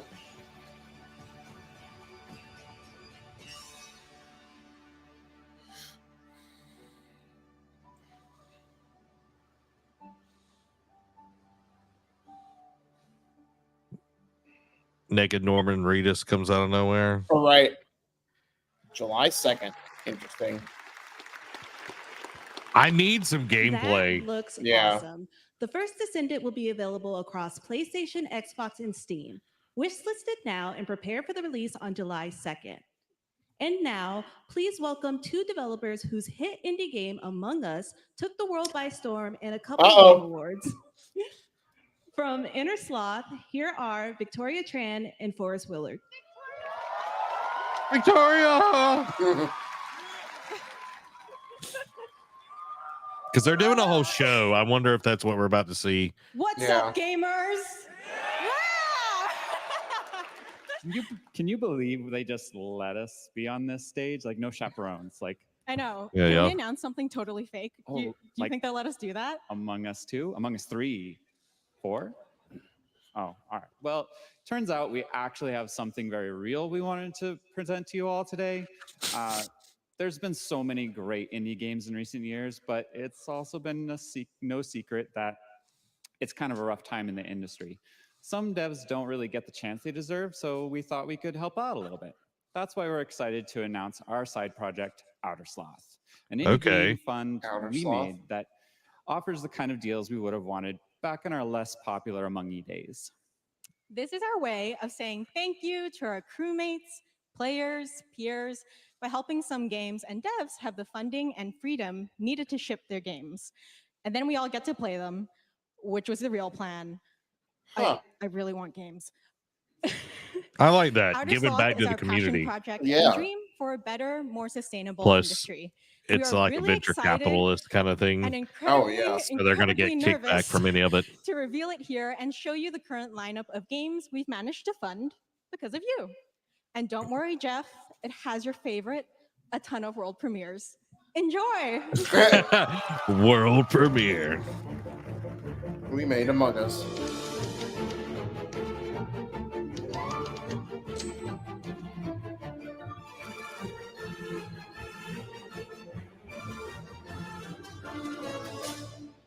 Hi, I'm Ian from Shape Shop, and you may already be playing our first game, Mars First Logistics.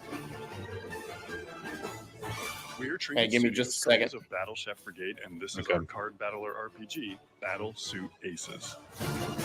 We are Studio Any%, and we're making the Marsfield Archives, a game about building and exploring connections. Hi, we're Midnight Munches. We just released Yeah, Lego on Mars, yeah. bosses, or boss rush game with a single button to press and a ton of bosses to beat. Hey, I'm Husband. Ooh, I like that one. And this is Rogue Eclipse. That looks really cool. Action roguelike, where you'll have to customize and master your starfighter, take on merciless Ooh. armadas, and vanquish a fleet of colossal super destroyers. That is dope. I like that We one. have one more game that's very early in development. Hi, I'm Eka, creative director of Outer Loop Games, makers of Thirsty Suitors and Falcon Age. Okay. In our new game, explore the world in an upgradable mech and cook up tasty dishes for local communities. Fight off corpos, discover new dosa recipes, and reunite with your strange loved ones for one last meal. Project Dosa is a game about life, death, love, and food for the soul. Okay. Killing crew members helped make games. That's dope. I like that. That is an awesome way to Thanks, give back Victoria and and help Forrest. others. Those all look fantastic, and I cannot wait to play them. But all of those amazing indie games aren't the only thing coming out of Inner Sloth. Did you know that there's going to be an Among Us TV show? Told y'all. Sounds like you did. Yes, there's going to be an Among Us TV show. Check out this sneak peek. See, I told y'all. I called it. I called it. I like that they're keeping the style of like the game. That it's not just. That's cool.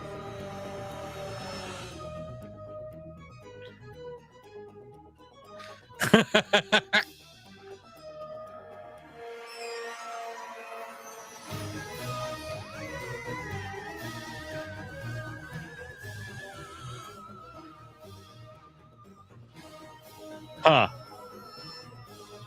No one is safe. Very interesting. We're not dead.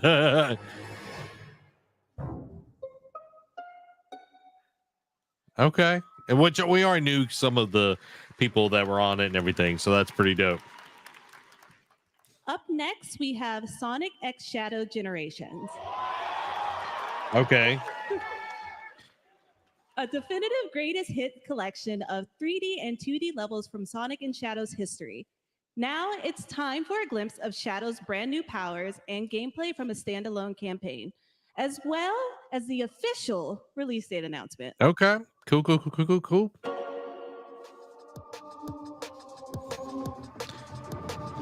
Like, we knew that this was coming, but it is dope to get to see it.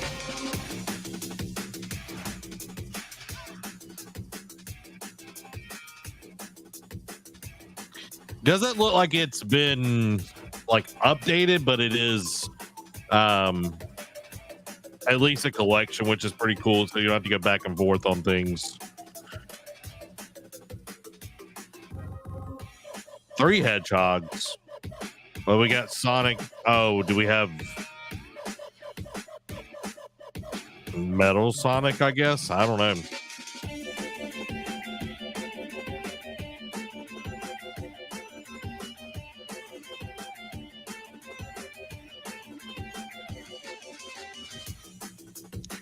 Okay, I can dig it. I'm not a huge Sonic fan, but this is cool. And Shadow has always been awesome. So, October 25th, let's go. Let's go. All right, we getting some Sega up in here. The Year of Shadow, right? A movie coming in December too. Don't sound stuff. so All right. excited, In Jeff. the upcoming online survival game, Dune Awakening from Funcom, there is one small decision that unleashed excited. a chain of events which set the stage for the story the player will experience. Let's find out for the first time what that is. Okay, I'm excited about this game. The only peace I find is a future that never happened. The spice flows. One where I, Paul Atreides, was never born. I created the future until it created me. But I see a narrow way, a path that might have been. What if my mother had obeyed her orders and given birth to a girl? Can you choose? Everything would change. Dr. Yue exposed before his betrayal. A world where my father lives. House Atreides surviving the Battle of Arrakeen. Okay. Sardaukar deployed to protect the spice melange. A war of assassins spreading across the planet. Fremen exterminated. Whoa, I don't like that. I don't like that. Muad'Dib. True. No Lisan al-Gaib. No Kwisatz Haderach. All of my visions lead to horror. They do. Except for this one. This one leads to you. Okay.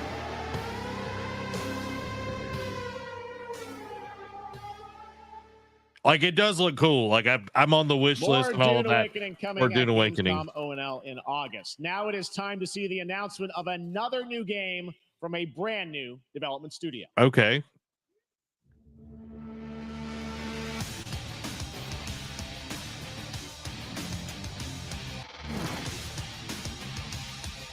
Like, the animations always look cool, but I know one of them earlier, Dan even said this, like, so many times the animation looks cooler than the game.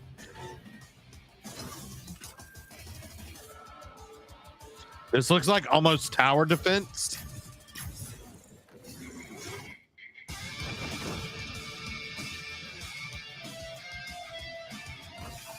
Like, it looks dope.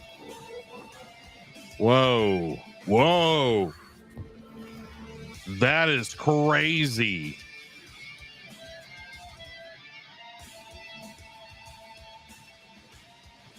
What in the world? Like, this looks cool. I would watch this as an anime. 100%. Battle Aces. To tell us more about Battle Aces and show you the gameplay, here's David Kim from Uncapped Games. Thanks, Jeff.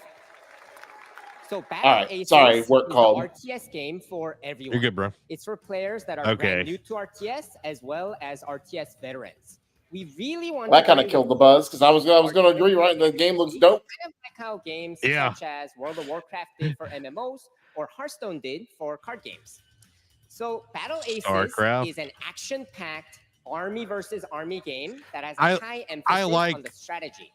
We want I to like bring some this type of RTSs, very but this is specific RTS totally not for this type of game. First, we want to But again, it continues the trend of the trailer looks better than the actual gameplay. Yeah. through unit decks. And what makes unit decks very cool is not only will players be able to define Yeah. the exact way that they I wish love a to good play, RTS, just but like Dan, also but players will be able to experience this- an endless I don't know. possibility of strategies. Second, we want to eliminate the tedious clicks required to play an RTS as much Okay. as possible so that players playing That this is game nice. are experiencing only the fun parts of playing an RTS game. So if you want to learn more about Battle Aces, or if you want to sign up for our beta test that's coming up very soon, then please make sure to visit our website at playbattleaces.com. Thank you. Thank you, David. That was fantastic. All right. Our next premiere unveils the exciting new destination for a game that shadow dropped at the Game Awards last year, the Finals, with its unparalleled destruction wrapped in the world's most deadly game show. Now, after dozens of updates and 2 seasons, we're unveiling where contestants will be going in the all-new season starting next week on June 13th. Sharpen your katanas. And welcome to Season 3 of the Finals. Okay. If they hit that reset button, it can take us anywhere.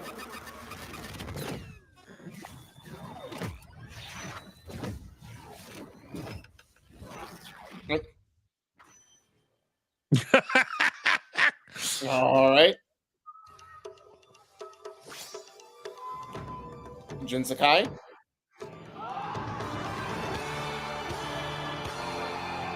Kyoto 1568.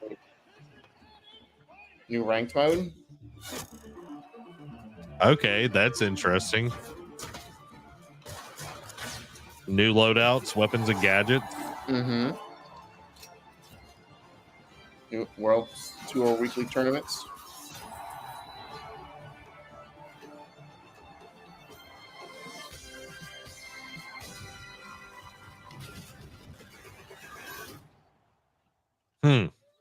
Interesting. Does look cool. Finals in Kyoto. Yeah. Like they definitely needed to do something multiple good. Game Awards winner and a dazzling Game Awards performer, if I do say so myself, Sam Lake from Remedy. Oh, here we go. Oh, I'm just racking them up today, Derek. I talked about, there was a news article saying it was going to be here. You're not special. You know what else is not special? His dance moves. I think that's enough. Yeah. Thank you. Hi. You see, this is now the only way they let me come on stage to tell you something exciting news about Alan Wake 2.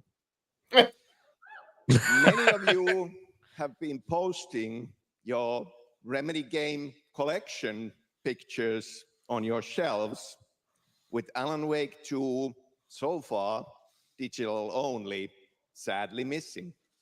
Well, we are excited to announce physical deluxe editions and physical collector's editions for Alan Wake 2 coming this fall. You can lock in your copy starting tomorrow. Next, should have been we now. promised you some expansion. GameStop would have been bum rushed. Right? 3 people. I'm thrilled to introduce you all to Night Springs. It contains 3 episodes with 3 familiar, fan-favorite, playable characters in mysterious, terrifying, and quirky what-if scenarios. Okay. It was a chance for us to really go out there, as if we already didn't. Night Springs will be playable tonight in less than 24 hours. Oh. Tomorrow. Thank you. Now, I like with it. this world premiere, I invite you to step into Night Springs. Night Springs, a special place. He's an alien. Space, existing in a countless number of parallel realities.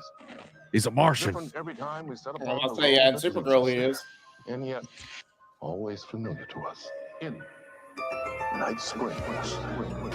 Totally Twilight, you know. Right. I'm in danger. Please, my #1 fan. You're the I was going to say, is that the waitress? And I will come back for you, my love. Oh, from Quantum Break. Sean, I'm really happy. This is gonna get Strange. Oh, And for The control. only one who could save the writer and the very soul of literature.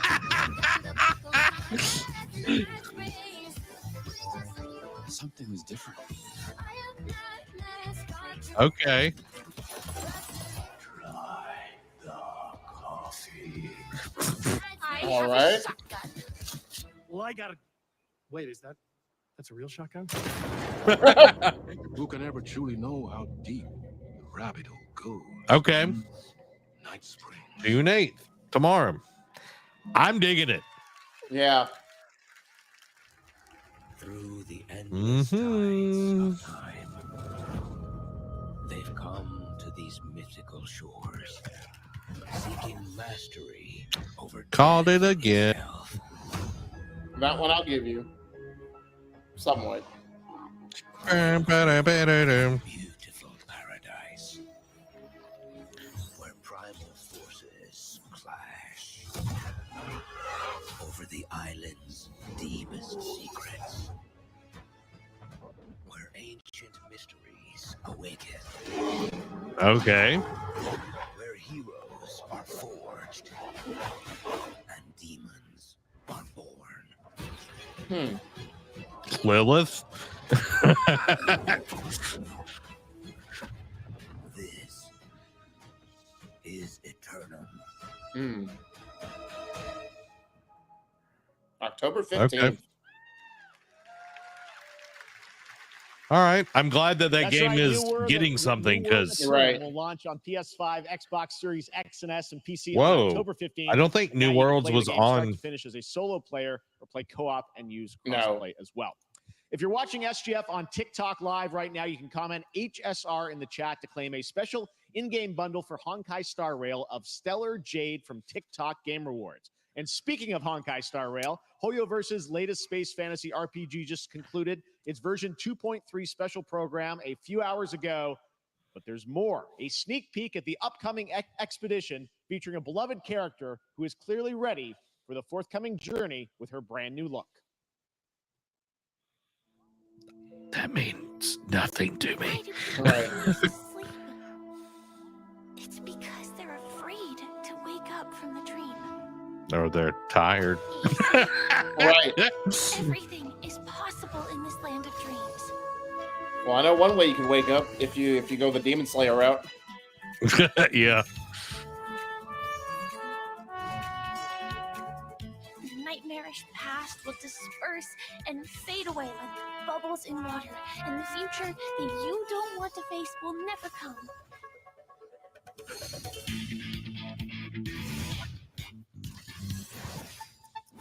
Okay. That's kind of cool. She's like a mech. Yeah.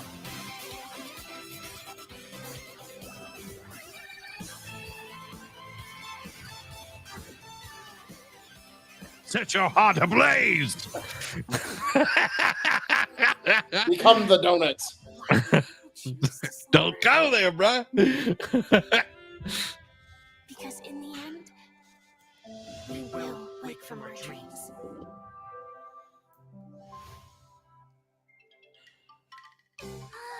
More dance? I can't miss out. I'm joining too.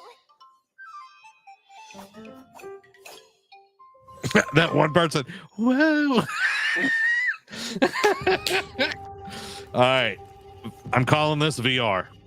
Iron Maidens. Yeah. Yep. Dark and darker. All right.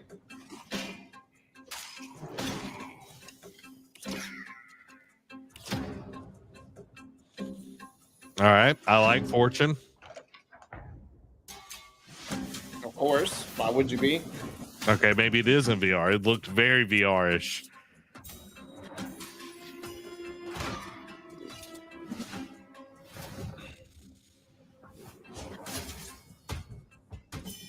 Maybe it has the VR mode.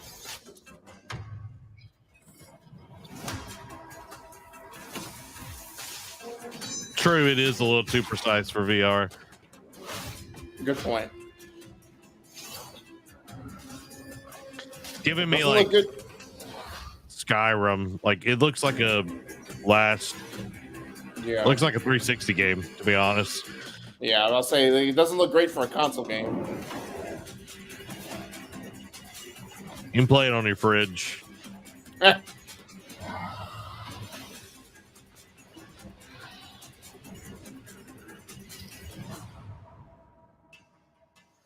Play for free. We know what that's gonna. Yep. There you have it. In The other words, unforgiving fantasy pay FPS for us to finish our dungeon game. PvPvE adventure Dark and Darker is now live on both Steam and Epic Games Store today. So play it this weekend. All right. Lots of fans are joining us here in person at the YouTube theater. He's like, all right, let's move on. Ahead of the show, 4 I was about to say, I'm were upgraded to teach our the VIP room, but that made the cut, Jeff. Discover Really? Orange ticket upgrade. With Discover, you don't have to be a VIP to be treated like one. All right, now here's the announcement of the release date for Capcom's upcoming Kunitsugami Path of the Goddess. Oh, we saw this. Yeah.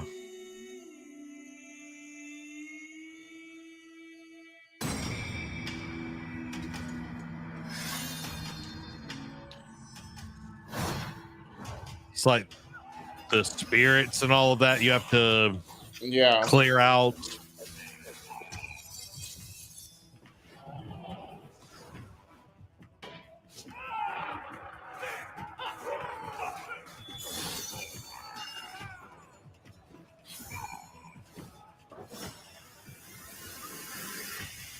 Ooh.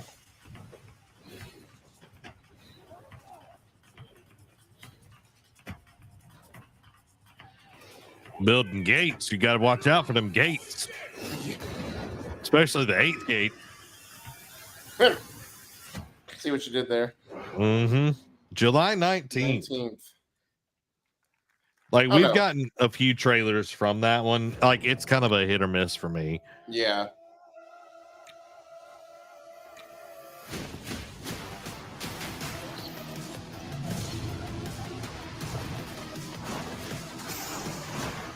Interesting. Feels free to play. Yeah. Full co-op campaign, though. Yeah.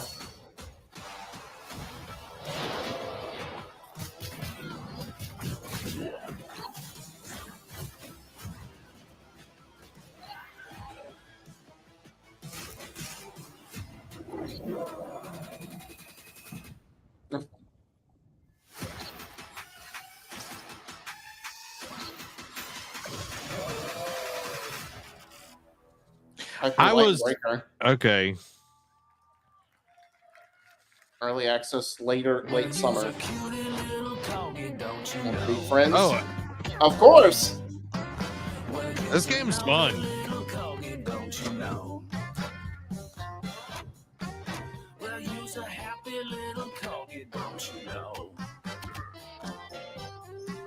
Well, use a gutsy, fasty puppy, and you know that it ain't easy, don't you know?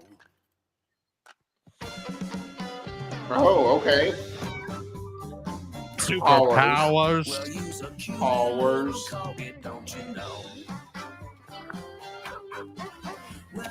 Oh, that's cool. You're super running. Dang. Cleaning house.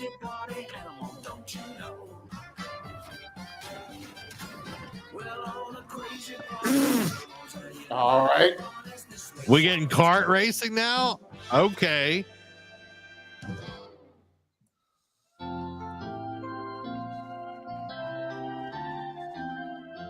We know you may have heard the stories about the fine people here at NerdCave, so we wanted to take this time to dispel I think you should leave. completely unfounded rumors and allegations and reassure you that things here at MCorp and the city of San Amsterdam have never been better.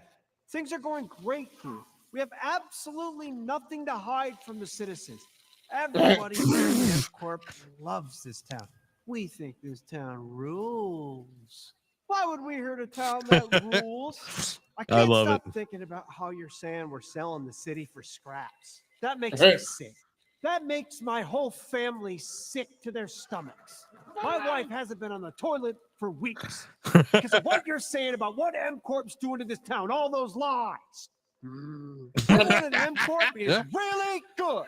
Stop crying, all right? This is business. Look around, pal. This is how businesses are run. Now, you should have known that when you were hired on, okay? Jack, tissues. Come on, pal. Ah! That's not about this. That's a father and son. That's actually a home issue. We love it here at M Corp. And we it's totally a business thing. We'll be here a long time.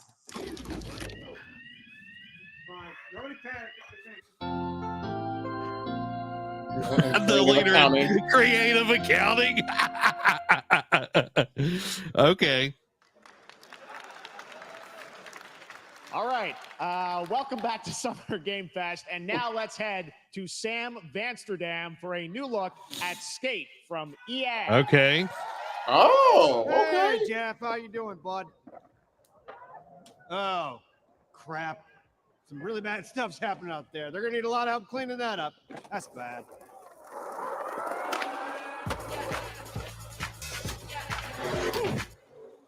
Oh. We're still working on it.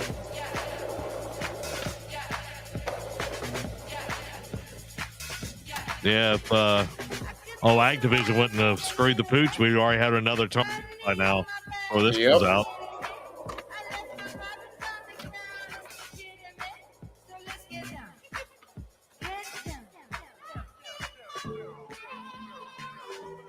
With us. Okay. Coming this fall, okay. Which means it'll be a spring-summer release next year. That people will finally be able to play Skate on console in the near future. Our next world premiere is an indie sensation from Japan that is adorable, deadly, and has over 25 million players worldwide. That's right, I'm talking about Power World. I mean, just look at the giant depresso. Cheer up, buddy. It's Summer Game Fest. Now, here's the first major update announcement. A whole new island is coming. A whole new world.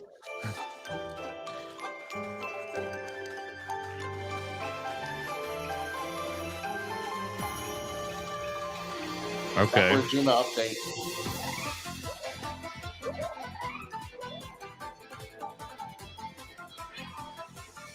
Looks like we're getting some new pals as well.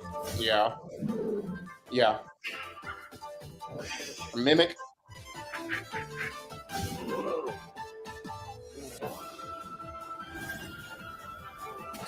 Oh, nice. Okay. Xbox.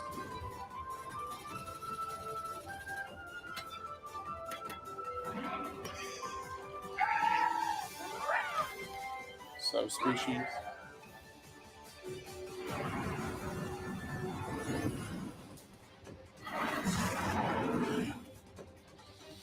New raid.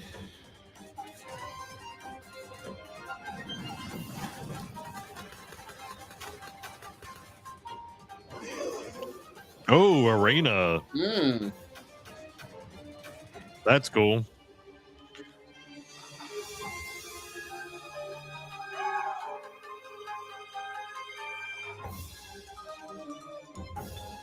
Okay. Okay. June 27th. That was high on the Steam charts. Congrats to Power World on the new update. Okay. Next up, That's we've very got cool. a big announcement from Valorant. Here's Andy Ooh. Ho and Anar Gilfison from the Valorant dev team. Thanks, Jeff. Hey, everyone. Since 2020, we have been fortunate to serve players in their pursuit of what we call the Valorant moment. The big plays and clutches you make. The while all Valorant eyes are on moment. you. Right. Millions of players all over the world have earned their own Valorant moments on PC. And today, the stage is set to welcome a whole new group of players. Let's take a look. Yeah, coming to consoles. Which I know, like, they have a whole deal with Xbox. Yeah. So.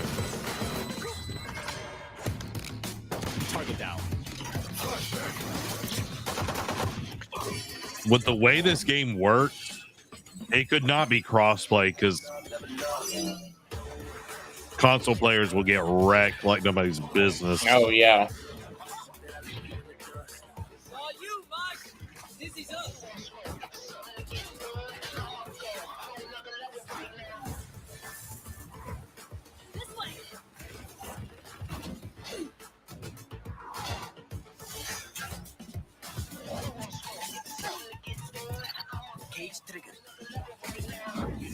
Hmm.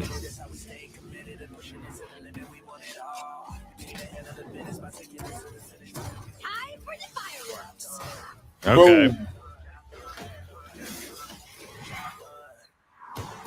Healing you.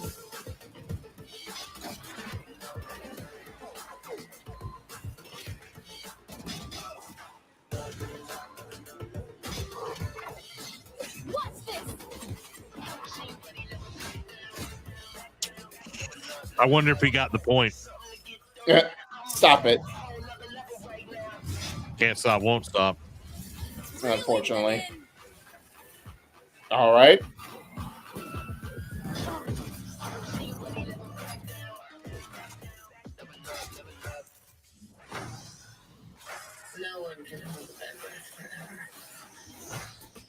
Coming.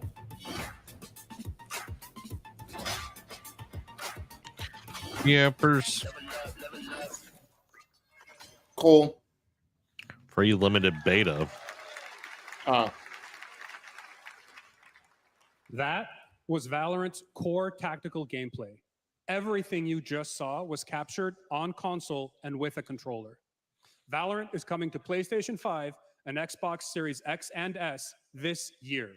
Our limited beta starts June 14th, and you can sign up right now at beta.playvalorant.com. Looks like it's on PlayStation, though. We are so excited for your input to make sure that Valorant plays They're not great saying on it, but console. it is And we hope to see you soon PlayStation the for that limited beta. beta. But before we go, here's the head of Valorant Studio, Anna Donlin. Thanks, guys. Hey, everyone. One of my favorite things about Valorant has been seeing the community build the game and the sport right along with us. For the last 4 years, we have been on the most amazing journey, bringing Valorant to players all around the world, most recently to Somebody China. needed to use some DaVinci Resolve voice isolation here. You know, somebody in the background talking. As new players bring their passion and expression to Valorant has been the biggest joy of the ride so far. And now we are ready and so excited to welcome a whole new group of players. I'm onto new reading from a platforms. teleprompter. We hope you'll join us, and we can't wait to see where you take us next. Hire me. We'll fix this. All right.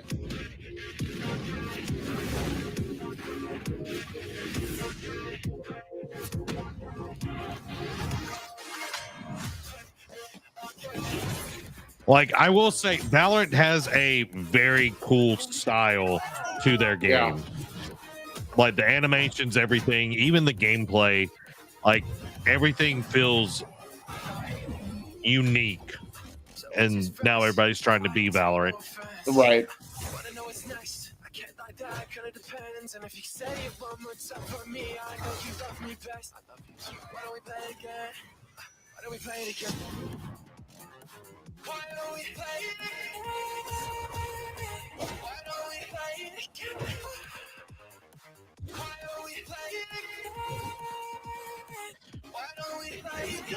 Even one shuts it down.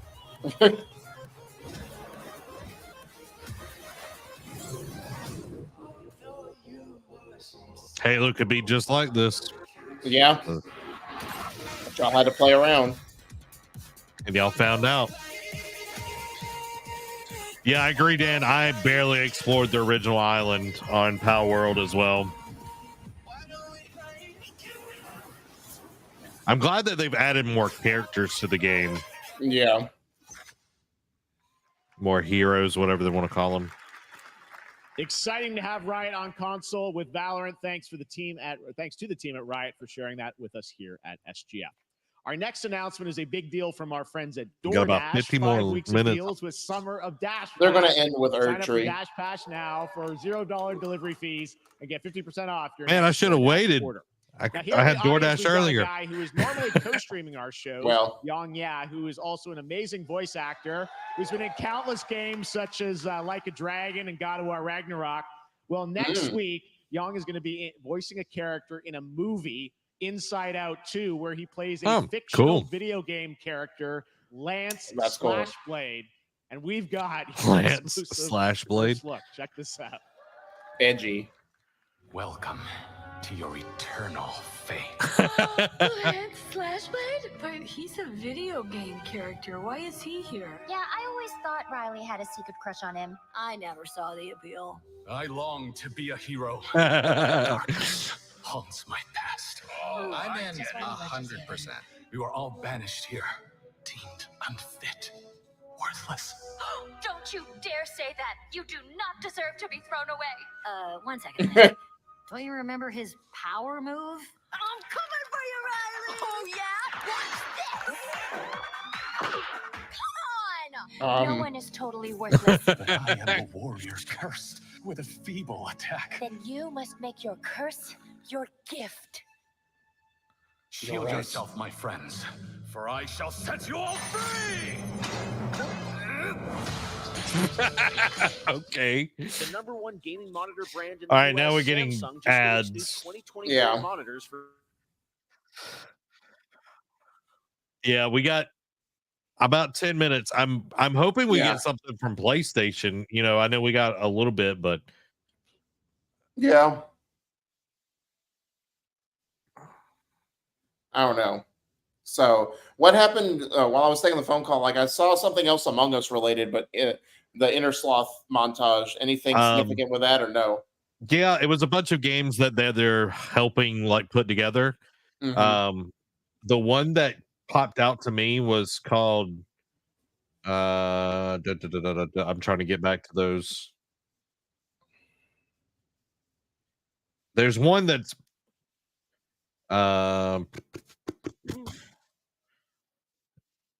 sorry, it's like playing in my ears still.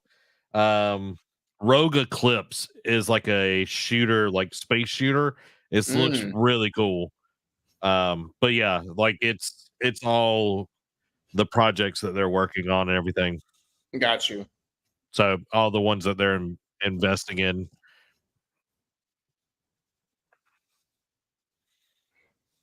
And then the Among Us TV show. That's cool. Yeah. And they're keeping like the animation style that they have like in the game. So it's cool. Oh, that's dope. Yeah.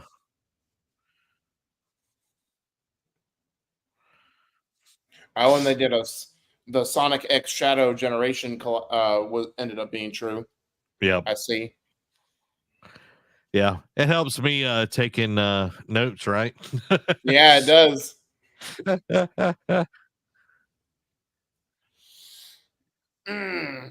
They need to end something strong. I feel like they're going to end with Shadow of the Erdtree, though. What in the world is going on?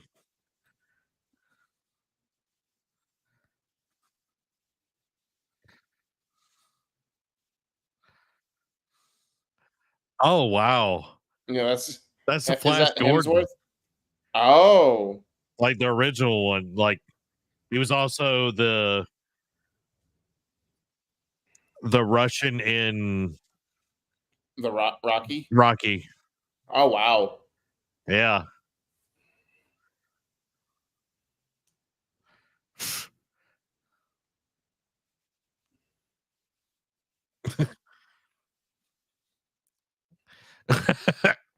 Good boy. That came from inside me. Okay. Because he's a Chicken, he's a I chicken. know. Yeah.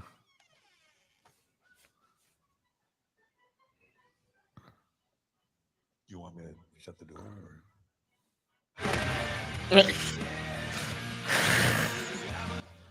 Man, they're making money hand over fist with these ads, these games. Yeah, Oh, well, yeah. that too.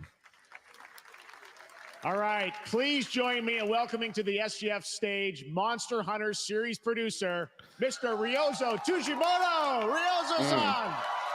はい、サンキュージェーン。今日はですね、 I モンスターハンター thought we ワイルズ might get some of 最 this, 新の but 映 I 像を持っ wasn't てまい sure りました。 with us seeing a 今 bunch 回 of は it ですね last week. はですね、後半にですね、完全新規で、今回初お披露目の大型のモンスターも出てきてますので、そちらも注目していただけたらと思います。 Thank you, Jeff. Hello, everyone. We've prepared a very special trailer today for Summer Game Fest. I want everyone to be on the lookout for a very mysterious large monster near the end of the trailer, as it's an important monster within the game. はい、本作ではですね、没入感とアクション、こちらの融合を目指して開発を進めております。モンスターハンターワイルズは2025年に It's just like a small little kitten.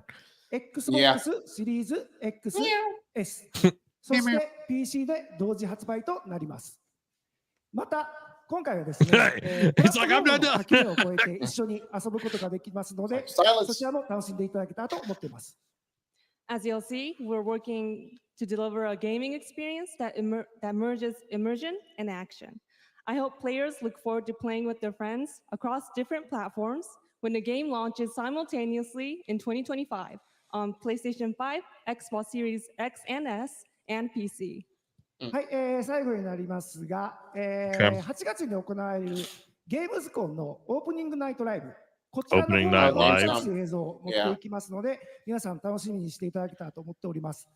またですね、ゲームズコンではですね、初のプレイアブルのできるような形で出展も考えておりますので、そちらもぜひ楽しみにしていただけたらと思っています。Lastly, there will be a new trailer for Monster Hunter Wilds at Opening Night Live at Gamescom in August. And our first public hands-on playable demo of Monster Hunter Wilds will also debut at Gamescom. Thank you. Okay.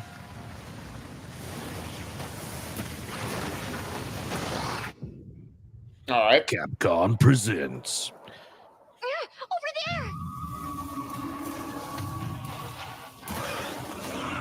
there! Ooh. Agility. Tremors. Yeah. Why are you here? You can't do this alone! All right. need to shake them off! Follow me! Go! Yeah, because you were doing such a good job. There's All right. many of them! Watch out for that glove! I will draw a time. Music's good. Yeah. You got it. Be careful.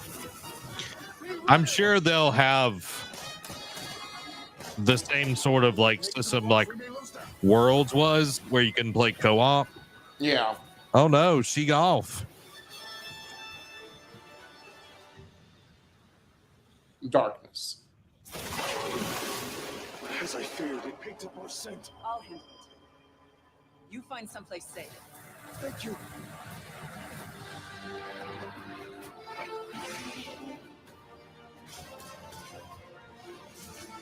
Ew. Well, watch y'all snot. Right.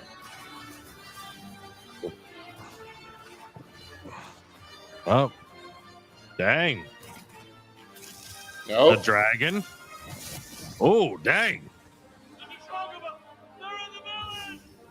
Don't worry, the hunter is here. Just watch. You'll see what hunting is all about. Ribi Maru.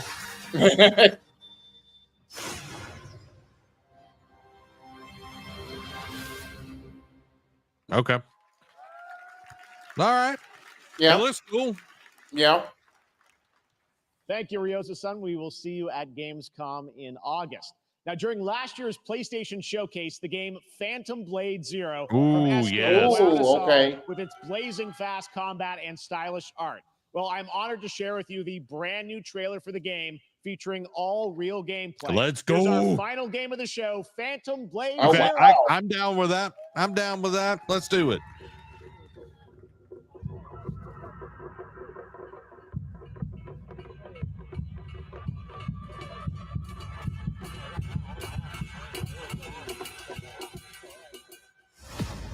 Wake up to reality. Calm down, Madara. The faceless is here! Oh. Okay. Go up there. Turn back. Before it's Oh, too late. horsey. I know.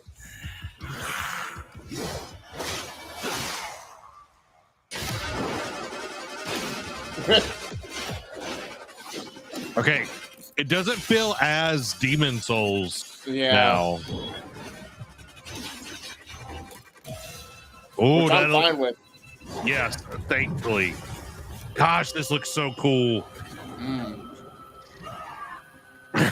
He forgot the other arm during his workout. Commander Cleave. I wonder what he's good at. Dodging.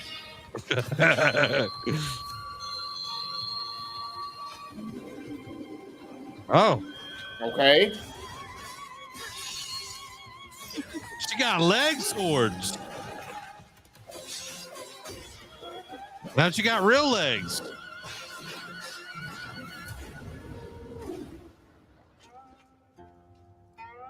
World Tour demo. Okay. Summer Game Fest, trying to join Gamescom. There, September, we're going to the Tokyo Game Show.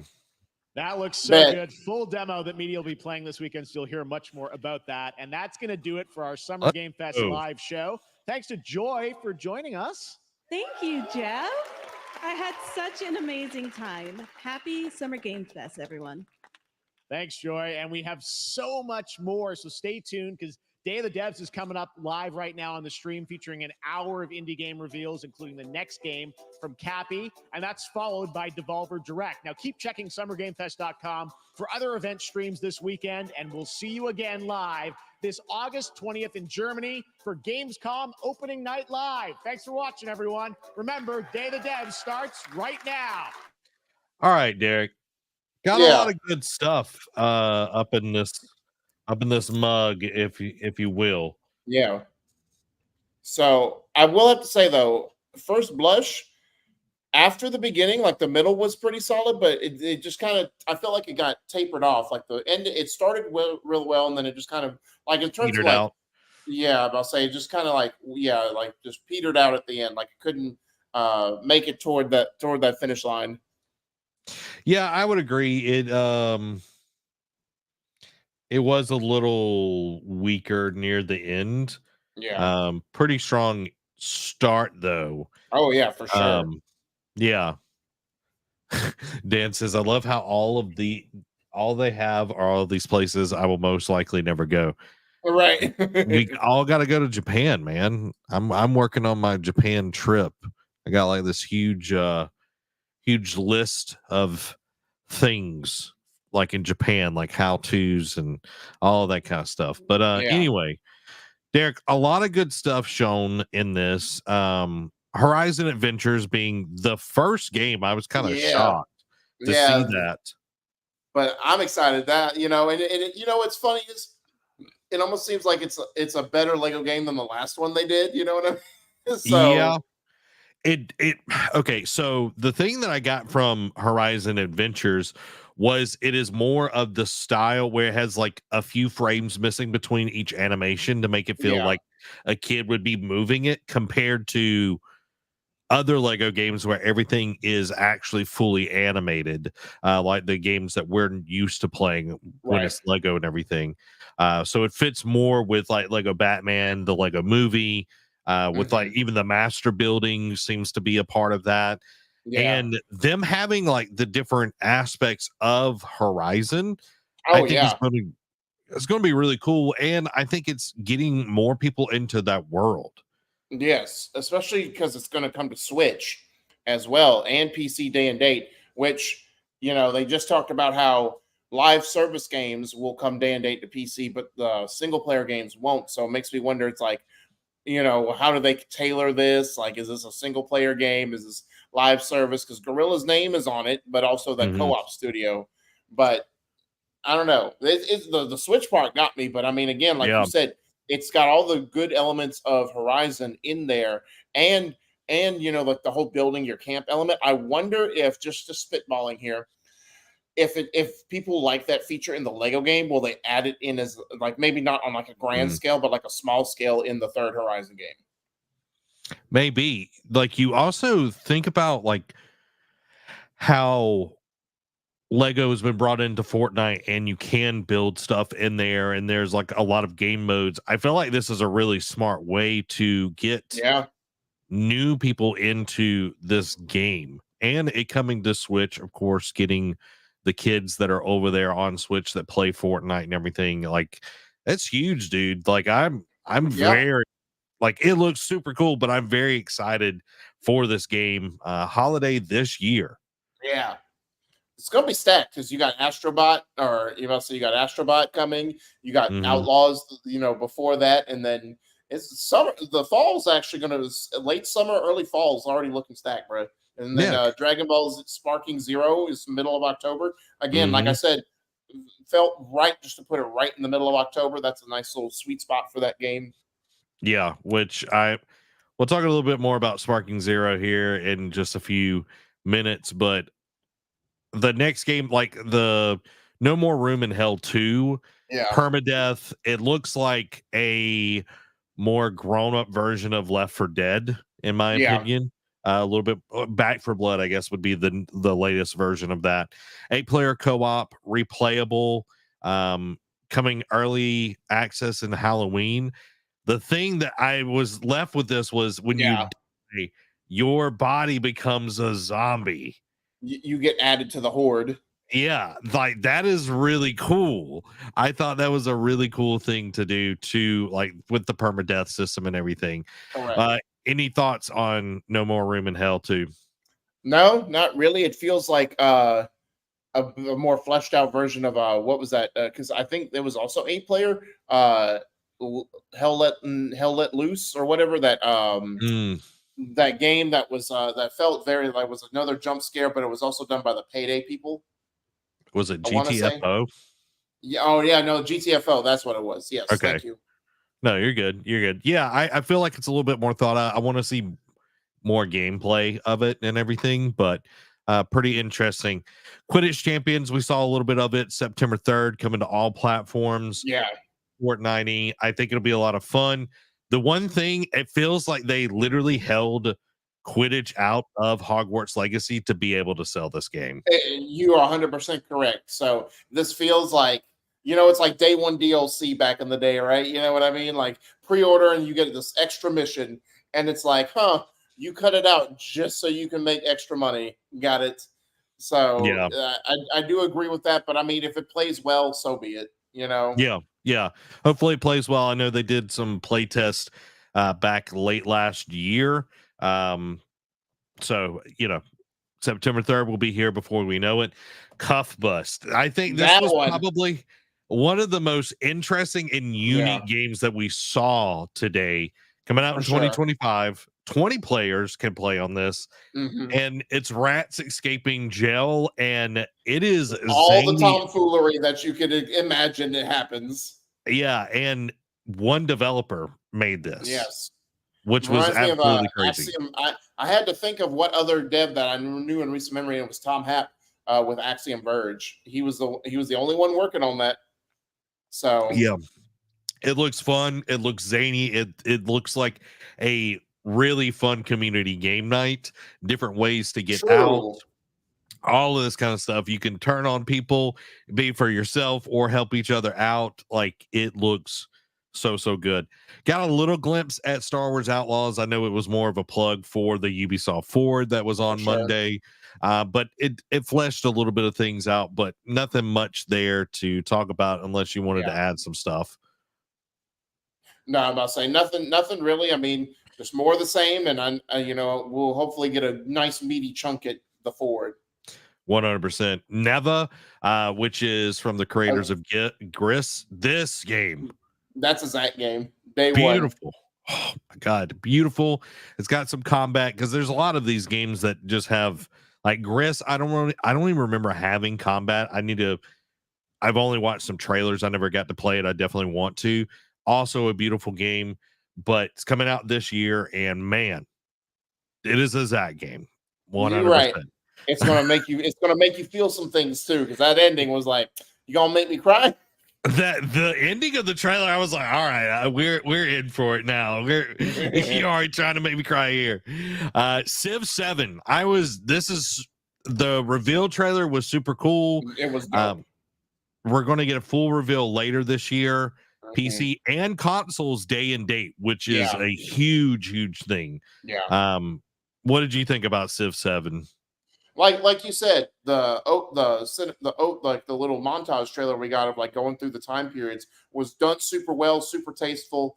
And again, I thought at first when they showed off Egypt, I was like, is this the Prince of Persia Sands of Time remake emerging again? But then it went to another era, another time period. I'm like, okay, no. And then I remembered was it yesterday I saw that Civ 7 was rumored to be at the Summer Game Fest showcase, and I was like, this is Civ 7. So it was done very tastefully well, and like you said, coming day and date to consoles, because a lot of these strategy games always come to PC first and then console. So like very much later. So I think they're trying to blend, like, since a lot of other companies are trying to blend that mold and go, let's just put it on everything, so that way we can make more money, but also put it in more players' hands and not make somebody wait, is the right move. Yeah, there was one from the Xbox showcase that we did earlier this year that had another RTS, and I thought it might be it. I'm trying to remember the name. It's a weird name for that. I don't remember. Trying to look it up as we talk. Dan says, "Ooh, Civ 7. I hope it's good. We got to have a multiplayer Civ 7. I am down for that. I need to get a new computer, but I am down for well, I can play it on console. I can just literally hook up my that's true. mouse and keyboard and just play it on my console and everything, which would be so cool. Guys, you can go over to patreon.com/nerdcave and donate to get Zach a new PC. Yeah. Yes, 100%. So it was Oxide Games that makes it. Yeah. Games. They're working on one. Aura, History Untold. That's what I thought that was going to be originally. Yeah. It's a weird name. It doesn't stick in your head. No. But then we got this one, Derek, and I've been waiting for a date. Yeah. Coming from Game Science, Black Myth Wukong, August 20th, 2024, PS5 and PC. Man, looks so cool. It does. Like, I wonder, did he pull his weapon out of the ear, or did he pull a fur off his face? Like, that's no, it looked like he pulled it out of his ear. That's dope. Yeah. I'm like, okay, third Hokage over here. Like, it looks really, really cool. Again, Monkey we King both.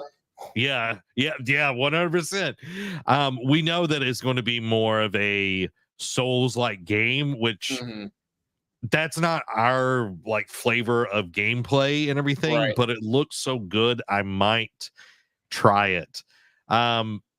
Then they did something with Asgard's Wrath that I didn't really understand. Is it Asgard's Wrath 1? I don't know, but it was there. We got a release date for Once Human, July 9th. Yeah. I don't even remember it. I think it was like a free-to-play thing or something like that.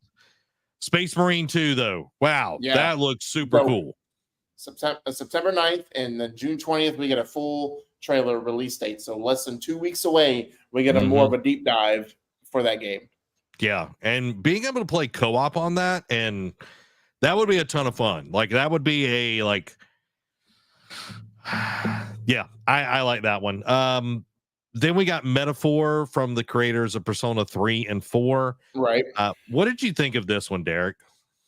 It was definitely intriguing. It's definitely something different, because I know like the 40 different types, archetypes feeds into like the Persona aspect of it, because but it's only been one per player, in the Persona series. So having 40 different types, and that you can basically Pokemon and evolve them into them getting stronger, is definitely unique. Yep. I think it's definitely they're trying to be more ambitious with the gameplay in this one, for this game this time around, just because, like, yes, the Persona formula works, but I think it's like, hey, let's just, instead of doing carbon copy and paste Persona to this game, let's try and change it up a little bit, do something different.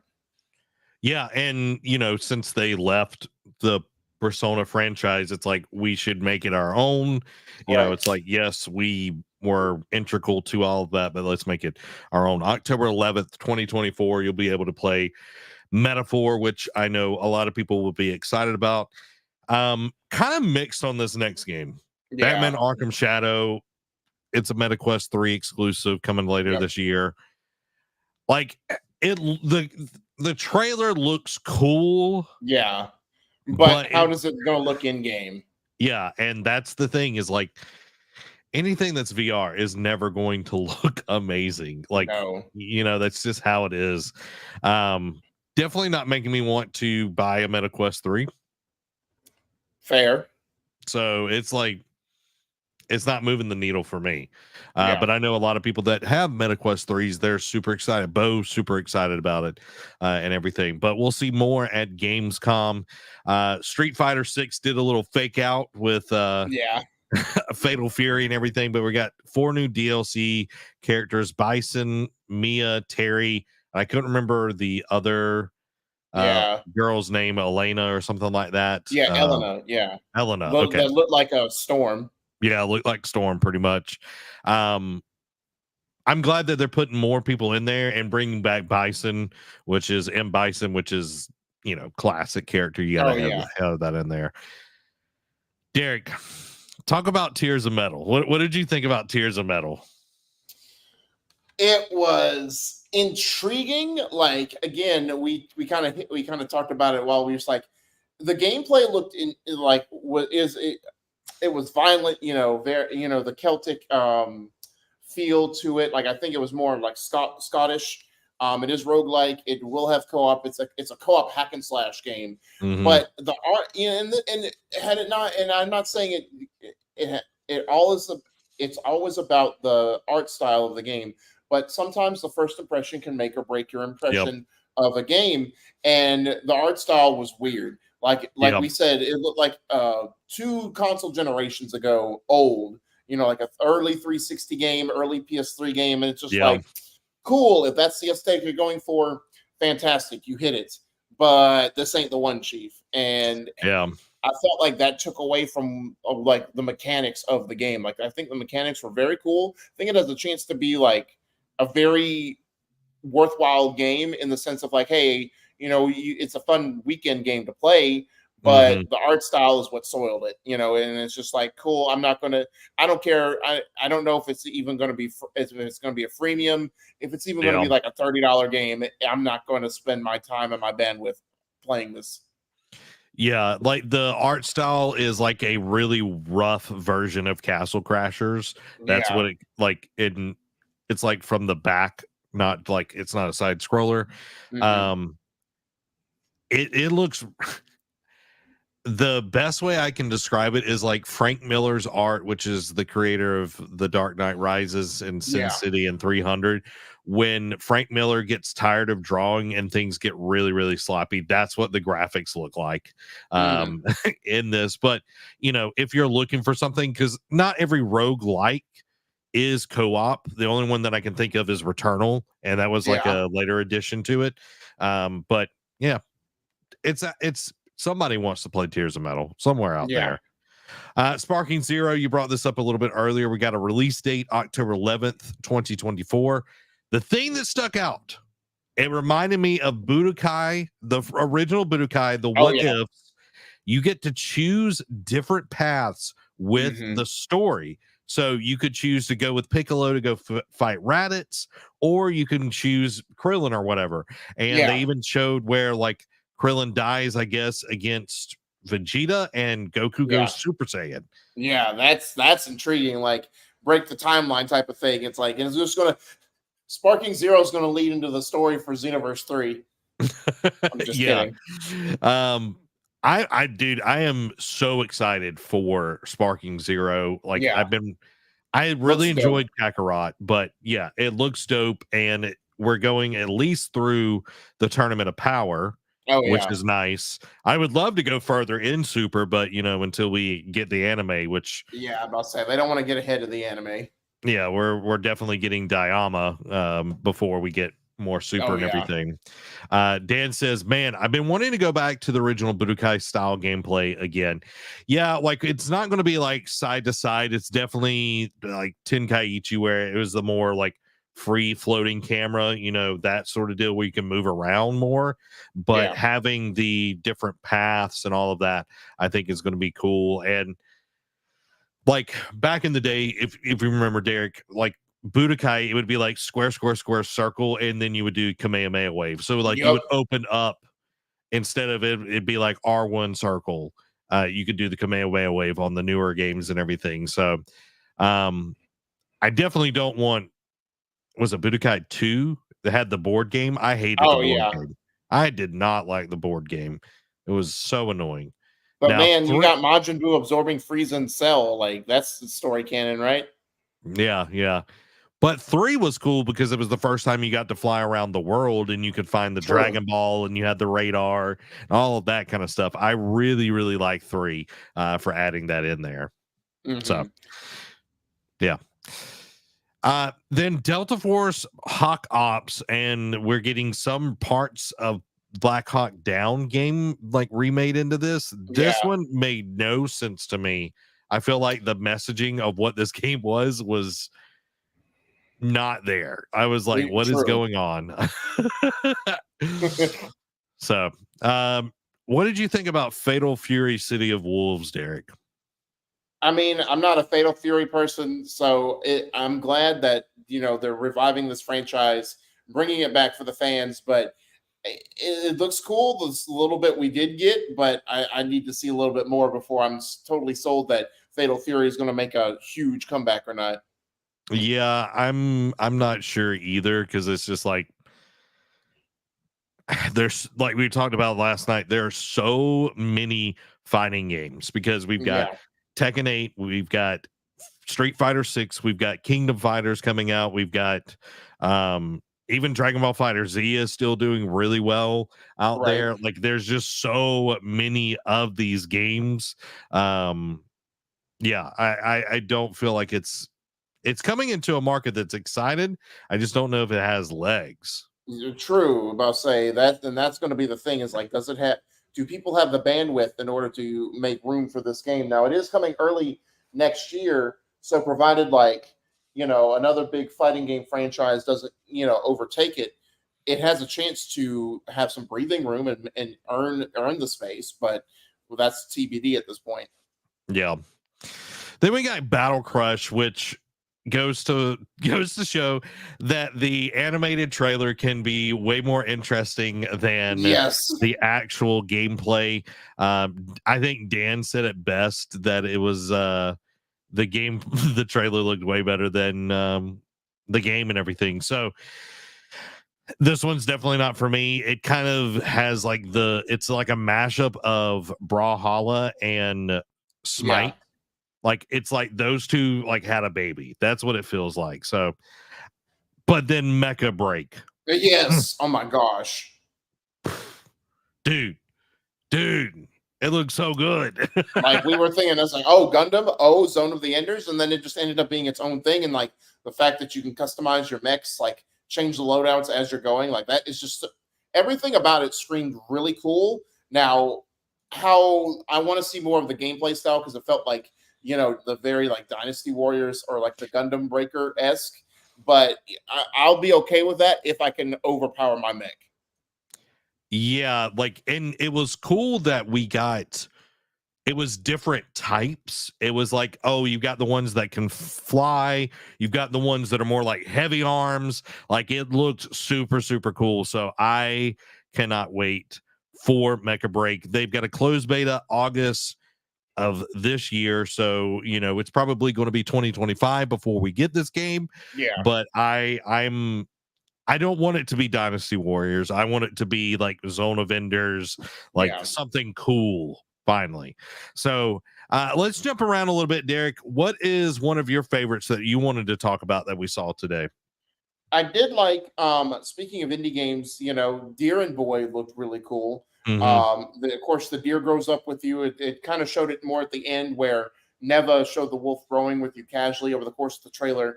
but the whole paranormal aspect is definitely intriguing. I'd like to know more about that. And then this is a first-time developer, and it's another small team of only like I think like 8-10 people, if that. But it looked very cool. Like it gave me like Ori vibes, just a tad bit in some aspects. But again, the supernatural, because it seems like something is infecting the creatures around them. But now it's like, but then you see like this huge face, just like, I smell you. I know you're there, but I can't see you. So I just like to know what kind of ramifications this thing is doing. Yeah, it kind of gives me a feeling of Limbo, like the way you're moving around and everything. And then Inside, like that team that's developed both of those, and the paranormal kind of thing. If you ever watched Studio Ghibli's Princess Mononoke, like it feels very like that, where there is like an evil spirit that has taken over a boar, and like it goes on and tries to take over other things and all of that. So it gives me some of those vibes. But yeah, I'm stoked for Deer and Boy. Dan says, why are all the good mecha games non-Gundam? I don't know. I feel like so many anime games are subpar because they just kind of, whoever's going to charge the least to make it, that's who usually gets it. Because not every anime game is quality. It's serviceable most of the time. It's just serviceable. So yeah, I'm not one. I don't want to go deep in this, but that Karen game where it's like the climbing one, I'm like, not for me. Not for me at all. See, for me, I'm trying. Outer Sloth had the Inner Sloth discussion and everything, which I thought was, well, Inner Sloth had the discussion about Outer Sloth, which I thought was really cool of them. It's like Among Us blew up, and it had been out for a while, but when the pandemic hit, it got really, really big. We played it here on the channel several times as well. But them investing in other indie developers to help them get their games out, have the resources and knowledge, because it might be your first time putting out a game and you don't know everything that is going on there. And having a team that has seen huge success going from a small team to having to, literally run this big thing that's really, really popular is a boon for all of these developers and everything. So they showed off a few different projects. The Rogue Eclipse one is definitely the one that stood out to me. Project Dosa is from the developers of Thirsty Suitors. They showed a little bit of it. I want to say they showed Project Dosa at the VGAs. I can't remember. I know I've seen it before, this and everything. And then they showed the Among Us TV show, a little bit of this. And Derek, I think you're going to really, really like the show. Yeah, I think I will too, because I caught a little bit of glimpse while I was on the phone of just the animation. I'm like, okay, this feels very, very like true to the game. So I feel like I'm gonna like. Well, did they say where it's going to be airing? No, they didn't say. They just gave like the list of people that had been cast and everything. Got you. Okay, good deal. Yeah. So Derek, what is another one that you were stoked for? So, of course, the Night Springs DLC for Alan Wake 2, that was, and of course, it's going to be a 3-episode joint. And when he said, 3 characters that you know and love. And, obviously we already got to play as Alan, but playing as the waitress from the first game is dope. And then playing as Jack Joyce from Quantum Break. And then, what's the, Jamie? Or no, what's the protagonist name for Control? I never played it, so... You're I'm looking killing me, Smalls. I'm looking it up. Jesse. Jesse, okay. I'll say Jesse, having to play as all 3 of them, like, because I know both of us went, went crazy when we saw her. But seeing Quantum Break being in there, it's like, okay, this is like the big franchises that they've invested in over the last couple years. A culmination. Now, I would like to know, because again, Quantum Break is very like timey-wimey, controlling time and all that. Control is more about paranormal than it is, the supernatural. And then, of course, you got the true to that. in the first part. I wonder if any of them will interconnect at any point, or will it just be 3 standout episodes that'll just come together like it's a story, like it's 3 different mini stories that Alan Wake is writing. I wonder. I know Alan Wake is based in the Control universe. I don't know if Quantum Break is part of the Control universe either, but I don't know. We'll have to find out, and that comes out tomorrow. Yeah. Now I wonder, is it going to be all 3 or just the first episode? I think they're doing all 3. That's huge. Yeah. So, and they also announced that they're doing a physical deluxe and collector's edition. Yep, that'll come this fall. Yeah, the fall and everything, and like something that Dan said. I'm trying to find where it is. He said, so you can only get the standard version digitally. That's annoying. And I understand 100% because not everybody wants the deluxe or the collector's edition and all of that. But they've got to make some money off of this because doing physical definitely costs more. But yeah, I thought that was an interesting comment. For me, Dune Awakening, seeing more of that. I know we got a little bit of that, I think, last year. I signed up for the waiting list on this game. I really love Dune 2. I thought it was awesome. So seeing what this is going to be about, it's supposed to be the path to not having Paul Atreides like come about and literally destroying the universe and everything. So we're going to get more of that at Gamescom, but what they showed was really, really cool. So I am excited about that.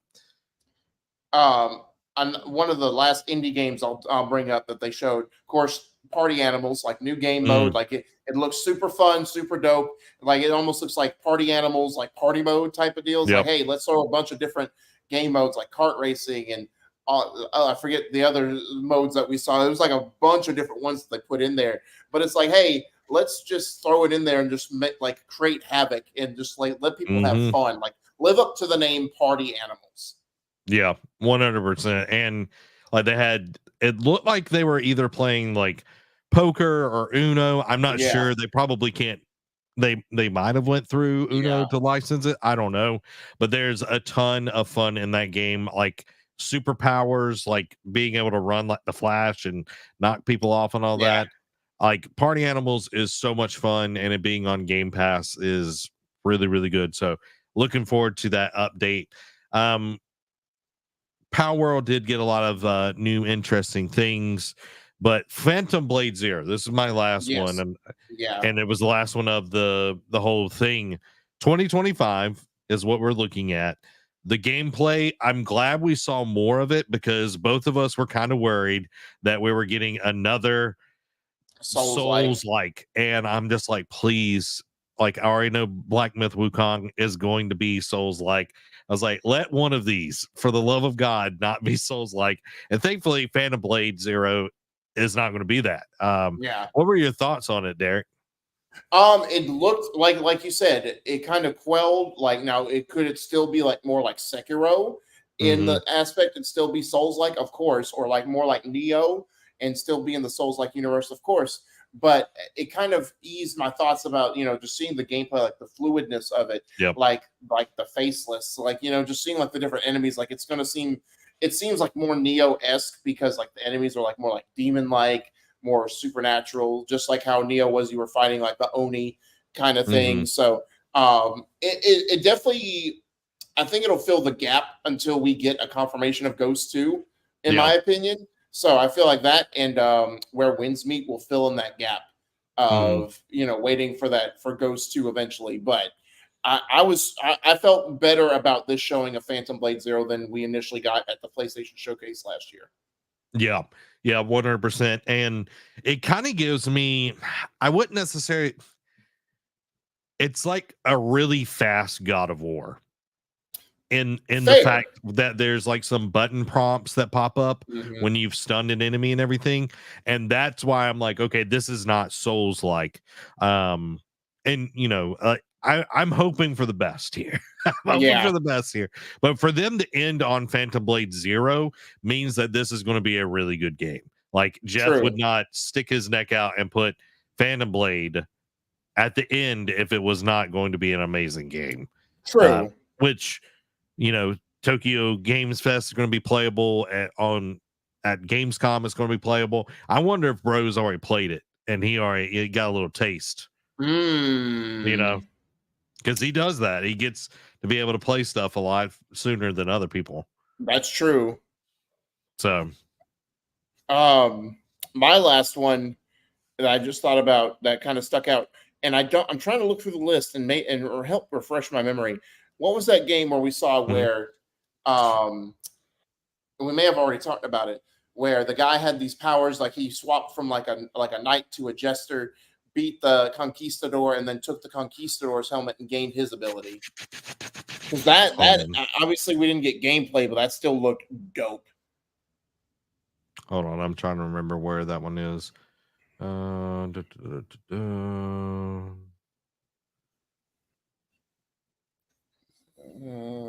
Tora, the last song, it was yeah. Apparently, there's a demo out now. I forgot. Yeah. So, but I hope the gameplay lives up to the trailer that we saw. But again, like coming in there, felt like a Dark Souls boss, and he like wipes the floor with the minions, and the conquistador gets up, uses his weapon to jolt himself off the throne and start going at him, and then he's like. And then he thinks he's going to get the upper hand by stabbing him in the back. He's like, on guard, and just blows him away. And then he transforms into like that jester type person, but has like magical abilities and like just wrecks the conquistador. And then you see him rip off his helmet and presumably looks like his head. And then all of a sudden, like the smoke clears and the men come in there, and he's like just looking like the conquistador, and he's just like slips out. I'm like, oh, that's such a boss move. Like, let's go. Well, and like they literally like moved out of the way so he could like they were like showing reverence to him, or like he was like the boss or whatever. It was very, very interesting to see. That's not the right one. This one's the right one. So this is gameplay of it. It's very Dark Souls-esque. Well, if it'll play, there we go. Which was my worry, but it still like looks very cool.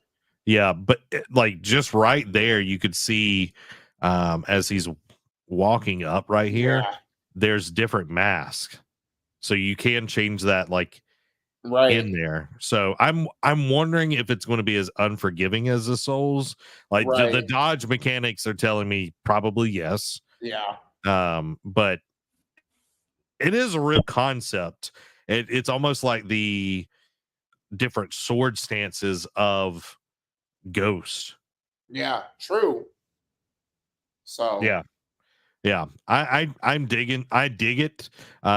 Exploration, which is a very Elden Ring like thing, but I know one person that will be super into this, and that's Andy Cortez. Yeah, for sure. Andy is going to be digging this so hard.